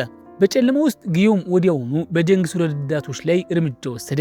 ከነሱ መካከል ጊዮምን ለመርዳት በፕሮፌሰር ሃን የተመደበ ሰው ነበር። በመቀጠልም ጊዮም በሰውነቱ ላይ የተገጠመውን መሳሪያ በተሳካ ሁኔታ አነሳና በጃንግሱ ሰዎች እንዳይያዝ በጨለማ ውስጥ አመለጠ። ነገር ግን አንድ እንግዳ መኪና እሱንና ሃንጁን ለአንድ ሰከንድ እንኳ ሳይለይ ይከተላቸው ነበር። በዚህ ጊዜ ሃንጁን እየተሽለኮለከ ሊያመልጥ ሞከረ። ነገር ግን ልክ ያመለጡ በሚመስልበት ቅጽበት መኪናቸው በሌላ መኪና ተገጭታ ሃንጁን እና ጊዮም በድንጋጤ ተናወጡ። ሰዎች ጊዮምን ለመውሰድ ሲመጡ ሃንጁን ሪፖርተሩ እስኪመጣ ድረስ ጊዜ ለመግዛት በቻለው መንገድ ሁሉ ከለከላቸው። እንደ ዕድል ሆኖ ሪፖርተሩ በጊዜ ደረሰ። ሃንጁንና ሪፖርተሩ በፍጥነት ተከፋፍለው ስራቸውን ጀመሩ። ሃንጁን ለማምለጥ ሲጣደፍ፣ ሪፖርተሩ ደግሞ እነዚያን ባለጌዎች ብቻውን ቀጠቀጣቸው። በሪፖርተሩ እርዳታ ሃንጁን ጊዮምን ወደ አስተማማኝ ቦታ ወሰደው። ባለቤቱና ልጁ እዚያ እየጠበቁ ነበር። ትንሿ ሚንሶን ከፊቱ ሲያት ጊዮም ፈገግታ አሳየ። ከዚያም እሷን ለማከም ደሙን መቅዳት ጀመረ። መድኃኒቱን ከወጋት በኋላ ጊዮም በድካም ምክንያት ራሱን ስተወደቀ። ይህም ሃንጁንና ባለቤቱን በከፍተኛ ሁኔታ አስጨነቃቸው። በአንድ በኩል ስለ ሚንሶ ህይወት፣ በሌላ በኩል ደግሞ ልጃቸውን ስላዳነው ሰው ህይወት ተጨነቁ። ጊዮም እንዳያመልጥ በማድረጉ ጀንግሱ በኩባንያው ዳይሬክተሮች ቦርድ ፊት ቀርቦ ተግሳጽ ሊቀበል ተገደደ። ምንም እንኳን በዚህ ወቅት ሊቀመንበር ቢሆንም እንደ ታዛዥ ቡችላ ዝም ብሎ ተቀምጦ አዛውንቶቹ የሚሰነዝሩትን ወቀሳ ለመቀበል ተገደደ። በማጠቃለያውም ከጊዮም ደም የተገኘው የህክምና ዘዴ ተግባራዊነት ሲጠየቅ ጀንግሱ ዝም ብሎ በመቆም ለማረጋገጥ ጥቂት ጊዜ እንዲሰጡት ብቻ ተማጸነ። ጊዮም በአንድ ወቅት ከእናቱ ጋር በጣም ሰላማዊ ህይወት ነበረው። በየማለዳው በፀሐይ በሞቀው በረንዳው ላይ የፀሐይ መውጫን እየተመለከተ እናቱ ተነስታ የምታዘጋጅለትን ጣፋጭ ምግብ ይመገብ ነበር። በዚህ ግርግር በበዛበት ዓለም ውስጥ ጊዮምና እናቱ በጸጥታ አብረው ይኖሩ ነበር። ጊዮም በጓደኞቹም ሆነ በመምህራን ዘንድ ተወዳጅ የሆነ ጎበዝ የህክምና ተማሪ ነበር። በእነዚያ አስደናቂ የትምህርት ውጤቶቹ ምክንያት ታዋቂ ፕሮፌሰር ሃን ሊያገኘው ፈልጎ ነበር። ጊዮም በወቅቱ በጣም ደስተኛ ነበር። ስኬቱን ለእናቱ ለመንገር ቸኩሎ ነበር። እናትና ልጁ በዚያ ምሽት ለማክበር ቃል ገብቶ ነበር። ሆኖም አደጋ ባልጠበቁት ቅጽበት መጣ። በዚያ ምሽት ጊዮም ወደ ቤት በሚሄድበት ጭር ባለ መንገድ ላይ አንድ መኪና በከፍተኛ ፍጥነት መጥቶ መንገድ ሲያቋርጥ ገጨው። የዚያ ምሽት ትዝታ በየሌሊቱ ለሚያሰቃየው ቅዠት መጀመሪያ ነበር። ጊዮም ሲነቃ ራሱን በዚያው አልጋ ላይ ሆኖ አገኘው። ሃንጁንና ባለቤቱ ብቻ ነበሩ የጊዮምን ቁስል ሲንከባከቡ የነበሩት። ልጁ በጣም ብዙ ደም ስለፈሰሰው ደም አስፈልጎት ነበር። ነገር ግን የጊዮም የደም አይነት በዓለም ላይ እጅግ ብርቅዬ በመሆኑ ነገሩ ቀላል አልነበረም። እሱ ለሁሉም ሰው ደም መስጠት ቢችልም ደም መቀበል የሚችለው ግን ተመሳሳይ የደም አይነት ካላቸው ሰዎች ብቻ ነው። አሁን ካለው ህይወት አንጻር ደግሞ ያንኑ የደም አይነት ያለው ሰው ማግኘት በገለባ ውስጥ መርፌ መፈለግ ያህል ከባድ ነው። ጀንግሱ ጊዮምን ክፉኛ የፈለገውም ለዚህ ነበር። ጊዮም በመጥፋቱ የጀንግሱ ኩባንያ አክሲዮን ዋጋ በከፍተኛ ሁኔታ ወደቀ። ጀንግሱ በንዴት እኛ ባናገኘው ኑሮ አሁን የሆነ ጥግ ላይ ሞቶ ይገኝ ነበር ሲል ተናገረ። ልክ እንደ ጊዮም አዳኝ ሁሉ ለመታየት ሞከረ። በእውነቱ ግን ጊዮምን በገዛ እጁ በሰራው እስር ቤት ውስጥ የቆለፈው እሱ ራሱ ነበር። ረዳት ጠበቃዋ ጊዮንግ ማንንም ማግኘት ባለመቻሏ ክፉኛ ተጨንቃ ነበር። ድንገት ውቾል በቁስል ተሞልቶና ትንፋሹ ቁርጥርጥ እያለ ገባ። ሃንጁን ጊዮም እንዲያመልጥ ስለረዳው እሱን እያዳኑ ነው። ይህንን ስትሰማ ሚን ጊዮንግን በመጨረሻ ምን እየተካሄደ እንዳለ ተረዳች። ሃንጁን ይህንን ያደረገው ሌላ አማራጭ ስለሌለው ነበር። ልጁ ሚንሶ በእያንዳንዱ ሰከንድ ለህይወቷ ስትታገል ነበርና እንደ ድል ሆኖ ከዛ ሁሉ ጥረት በኋላ ትንሿ ልጅ በመጨረሻ የጊዮምን መድኃኒት አገኘች። አሁን ሚንሶ እስክትነቃ ድረስ የጊዜ ጉዳይ ብቻ ነው። ጊዮም ሃንጁን ሁልጊዜ ባልጋው አጠገብ ሲጠብቀው ተመለከተ። ለሃንጁን ለመጨረሻ ጊዜ ለመነጋገር ራሱን አበረታቶ ተቀመጠ። ምናልባት በልዩ ደሙ ምክንያት ሊሆን ይችላል። ጊዮም አሁን መቀመጥ ችሏል። ይህ ከረጅም ጊዜ በኋላ ሁለቱ ተቀምጠው በጥልቀት የተነጋገሩበት የመጀመሪያው ጊዜ ነበር። ሃንጁን ቀደም ሲል ጊዮምን እንደ እብድ ነፍሰ ገዳይ ያየው ነበር። ነገር ግን ብዙ ፈተናዎችን አብረው ካለፉ በኋላ ቀስ በቀስ የተለየ ሀሳብ አዳበረ። ሃንጁን አሁን ከፊቱ የተቀመጠው ሰው ተራ ወጣት፣ በጣፈንታ ወደ ወንጀል የተገፋ ደግ ልብ ያለው ልጅ መሆኑን ተረዳ። ለመሆኑ ትዳር መስርተህ ልጆችን የመውለድ እቅድ አለህ የሚለው የሃንጁን ቀላልና ያልተጠበቀ ጥያቄ ጊዮምን ቁስል እስኪያመው ድረስ አሳቀው። ለሱ ደስተኛ ህይወት መኖር እና እንደ ሚንሶ ያለች ድንቅ ልጅ ማግኘት የሚመኝ ህልም ነበር። ነገር ግን ምናልባት ያ ህልም አሁን ለጊዮም በጣም የራቀ ነበር። እጆቹ በደም ተለውሰዋል። ሁሉም ሰው እንደ ገንዘብ ምንጭ እያደነው ነው። በኋላም ጊዮም ሃንጁንን እናቱ ወደ ተገደለችበት ቦታ ወሰደው። እዚያም የጀንግሱ ክፉኛ ሴራዎች ሁሉ ተጋለጡ። ቀደም ሲል የደረሰው የጊዮም አደጋ እንዲሁ በአጋጣሚ የተከሰተ ነበር። ነገር ግን ጀንግሱ ይህ ወጣት በዓለም ላይ እጅግ ብርቅዬ የደም አይነት እንዳለው ሲያውቅ ጊዮምን በቁጥጥር ስር ውሎ ሰብአዊ የሆኑ ሙከራዎችን በላዩ ላይ ለማድረግ ወሰነ። ጀንግሱ ያንን ወፍራሙን ፖሊስ እንኳ በገንዘብ ደልሎ ለጊዮም እናት እንዲዋሽ አደረገው። በጊዮም ላይ ምርምር ካደረገ በኋላ በሚስጥር ለእናቱ ሞት ምክንያት ሆነ። ይህ ሰው በእውነቱ ከአውሬ የማይሻለው። አንዲት አፍቃሪ እናት የእሱን ውሸት በማመኗ ብቻ ስራዋን አቁማ ልጇን ለመፈለግ በየቀኑ በየቦታው ትሮጥ ነበር። የጊዮም እናት ያደጋው የቪዲዮ ቀርጻ ከአንድ ሰው ስታገኝ አንድ ችግር እንዳለ ተረዳች። በዚያ ምሽት ራሱን የሳተው ልጅ ወደ ቹም ሆስፒታል ተወስዶ እንደነበር ነገሯት። ወደዚያ ስትሄድ ልጁ አሁንም በህይወት ሊኖር እንደሚችል ተስፋ በውስጧ ነበራት። እናቲቱም ልጇን ይዛ ለነበረው ለዚያ እርጉም ሆስፒታል ክስ ለመመስረት ደረጃ በደረጃ ማስረጃዎች ሰበሰበች። ነገር ግን በዚህ ምክንያት የጊዮም እናት ራሷን ለአደጋ አጋለጠች። ሆስፒታሉ በር ላይ ተቃውሞ ስታደርግ በጀንግሱ ሰዎች ታየች። እነሱም በጣም ጨካኝ ስለነበሩ ጠልፈው ወሰዷት። ማስረጃውን ለመደበቅም የጊዮም እናት አስክሬን ወደ ወንዝ ወረወሩ። የጊዮም ትንሽ ቤተሰብ በዚህ መልኩ በጀንግሱ ጠፋ። እሱ ለገንዘብና ለስልጣን ሲል ምንም ነገር ከማድረግ ወደ ኋላ አላለም። በአንድ ወቅት ታዛዥ ተማሪ የነበረው ልጅ አሁን ለራሱ ፍትህ የሚፈልግ እብድ ነፍሰ ገዳይ ሆነ። የእናቱ የደበዘዙ ምስሎች የጊዮምን አእምሮ እስካሁን ድረስ ያሰቃዩት ነበር። አሁን ለመተኛት የሂፕኖሲስ መሳሪያ መጠቀም ደረጃ ላይ ደርሷል። ሃንጁን የጊዮም ጠረጴዛ ሲመለከት ተገረመ። የሱና የዮምን ምስሎች ሁሉ የጊዮም እቅድ አካል ነበሩ። ይህ ብልህ ልጅ ገና ከጅምሩ በራሱ የመትረፍ መንገዶች አግኝቶ ነበር። ጊዮም በችሎቱ ላይ የተሳተፉት ሰዎች ሁሉ ዝርዝር መርምሮ ነበር። በዚያም ብልህ አእምሮ ሃንጁን እንዲከላከለው አደረገ። ጀንግሱ ቢጠፋ ነፍሰ ገዳዩም አብሮ መጥፋት አለበት ብለህ ታስባለህ ሲል ጊዮም ድንገት ሃንጁን ጠይቀው። ምናልባት ገና ከጅምሩ የበቀል ዓላማ ነበረው። አሁንም አሉ። ሁለቱም በድልድዩ ላይ ቆመው እያለ ድንገት መኪኖች መጡ። ጀንግሱ በሆነ መንገድ የሁለቱም ቦታ አውቆ ነበር። ደርዘን የሚሆኑ ረዳቶችን ይዞ መጣና በረጋ መንፈስ ወርዶ ጊዮምን እንዲመልስ ጠይቀው። በዓለም ዙሪያ ስላሉ በሚሊዮኖች የሚቆጠሩ የማይድኑ ህመምተኞች ግድ የላቸውም አለ። በዚህ ሰው አእምሮ ውስጥ ግን ጊዮም ገንዘብ ማግኛ መድኃኒት ብቻ ነው። ጊዮም ሰዎችን ለማዳን ወደ ሆስፒታል መመለስ እንዳለበት ግልጽ አድርጎ ተናገረ። ጀንግሱ በሱ ላይ ካደረሰው ሁሉ በኋላ ጊዮም በዚህ በላይ ሊታግሰው አልቻለም። ጊዮም የጀንግሱን ፊት ለመምታት ተስፈንጥሮ ቢሄድም በረዳቶቹ ተገፋ። ጊዮም ወደኋላ ሲወድቅ በማየቱ ጀንግሱ ዞር ብሎ ረዳቱን ቀጠቀጠው። ሰውየው ራሱን እስኪስት ድረስ በጭካኔ መታው። ከዚያም ዞር ብሎ ይቅርታ ጊዮም ብሎ ተናገረ። የዚህ ክፉ ሰው ነርቦች ሙሉ በሙሉ የተዘበራረቁ ይመስላሉ። ሁሉም ሰው ስህተት ይሰራል። አንተም እኔም ስህተት እንሰራለን። ግን እርሰው በትልቁ ግብ ላይ እናተኩራለን። ጀንግሱ የፈራው ጊዮም ከሄደ መድኃኒቱን ስለሚያጣ ብቻ ነው። ጊዮም ይህንን እብድ ለመያዝ ጀንግሱ የዘረጋለትን እጅ የተቀበለ መሰለ። ከገደልካቸው ሰዎች በላይ የብዙዎችን ህይወት ስለማዳን አስበህ ታውቃለህ ሲል ጊዮም ጠይቀው። ይህ እብድ ድራማ ሲሰራ ማየት አልቻለም። በራሱ ምርመራ ሲያደርግ ጀንግሱ ለሙከራ የተጠቀመባቸውን ህፃናት ጨምሮ ረጅም የታካሚዎች ዝርዝር አግኝቶ ነበር። በላቦራቶሪ ውስጥ የታሰሩበት ጊዜ ከወላጆቹ ጋር ካሳለፉት ጊዜ ይበልጣል ማለት ይቻላል። አሁን እውነተኛ ማንነቱን እያሳየ ነው። ጀንግሱ በአባቱ ለሙከራ ይውል ነበር የሚለው ወሬ ብቻ ነው። እሱ ራሱ በእብድ አእምሮ ለሙከራ መዋል እየፈለገ ሰው ነው። አሁን ስለዚያ ወቅት ሲያወራ ጀንግሱ ይበልጥ ተደሰተ። ጊዮም እና ጀንግሱ አሁን ተቃራኒዎች ናቸው። አንዱ ሁሉም ነገር አጥቶ ለበቀል ሲል ገድሎ ብዙዎችን ለማዳን መረጠ።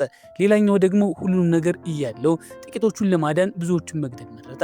ነገር ግን የጊዮም ብቸኛ ግብ እናቱን በገደሉበት ሰዎች ላይ በቀል መውሰድ እንደነበር ግልጽ ነው። በታሪኩ መደምደሚያ ላይ ድንገት የፖሊስ መኪና ሳይረን ድምፅ ስታጋባ ዮን ስለ ሁኔታው ከሚዋንግ ሰምታ ወደ ስፍራው መድረሷ ነበር።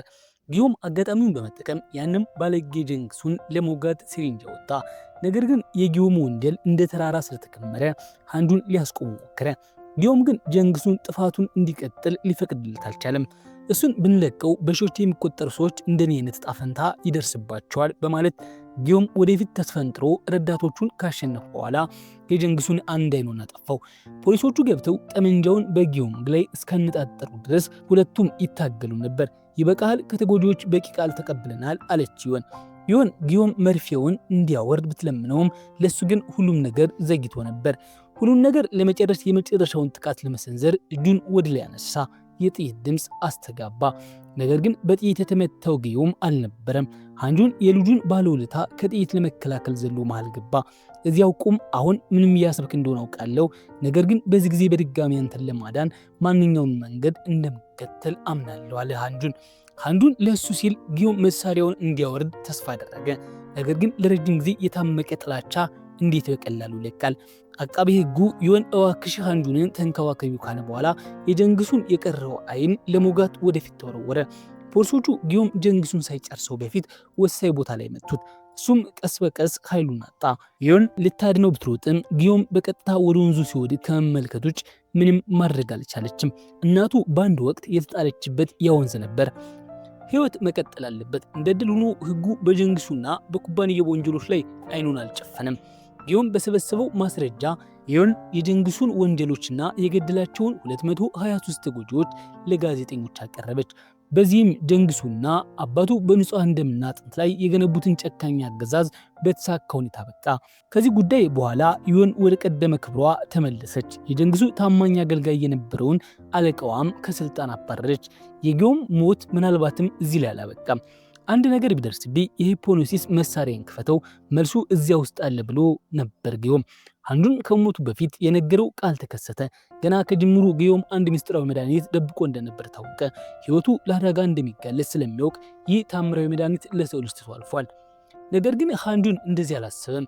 ለሱ እያንዳንዱ ሰው ህይወት በጣፈንታ ላይ የተመሰረተ ነው። ማንም ሰው የሌላውን ሰው ህይወት የመውሰድ ወይም ጣፈንታ የመወሰን መብት የለውም። ሃንዱን መድኃኒቱ ጊዮን በጠፋበት ቦታ ሊጥለው ሲል ድንገት ካልታወቀ ቁጥር ስልክ ተደወለለት። ሄሎ ደህና ነህ እኔ ነኝ የሚል ያ የታወቀ ድምፅ በሚያስገርም ሁኔታ አስተጋባ። ሃንዱንም ሁሉም ነገር በመጨረሻ በመልካም ሁኔታ መጠናቀቁን ሲያውቅ ፈገግ አለ። ፊልሙም እዚህ ጋር ያበቃል። መልካም ጊዜ።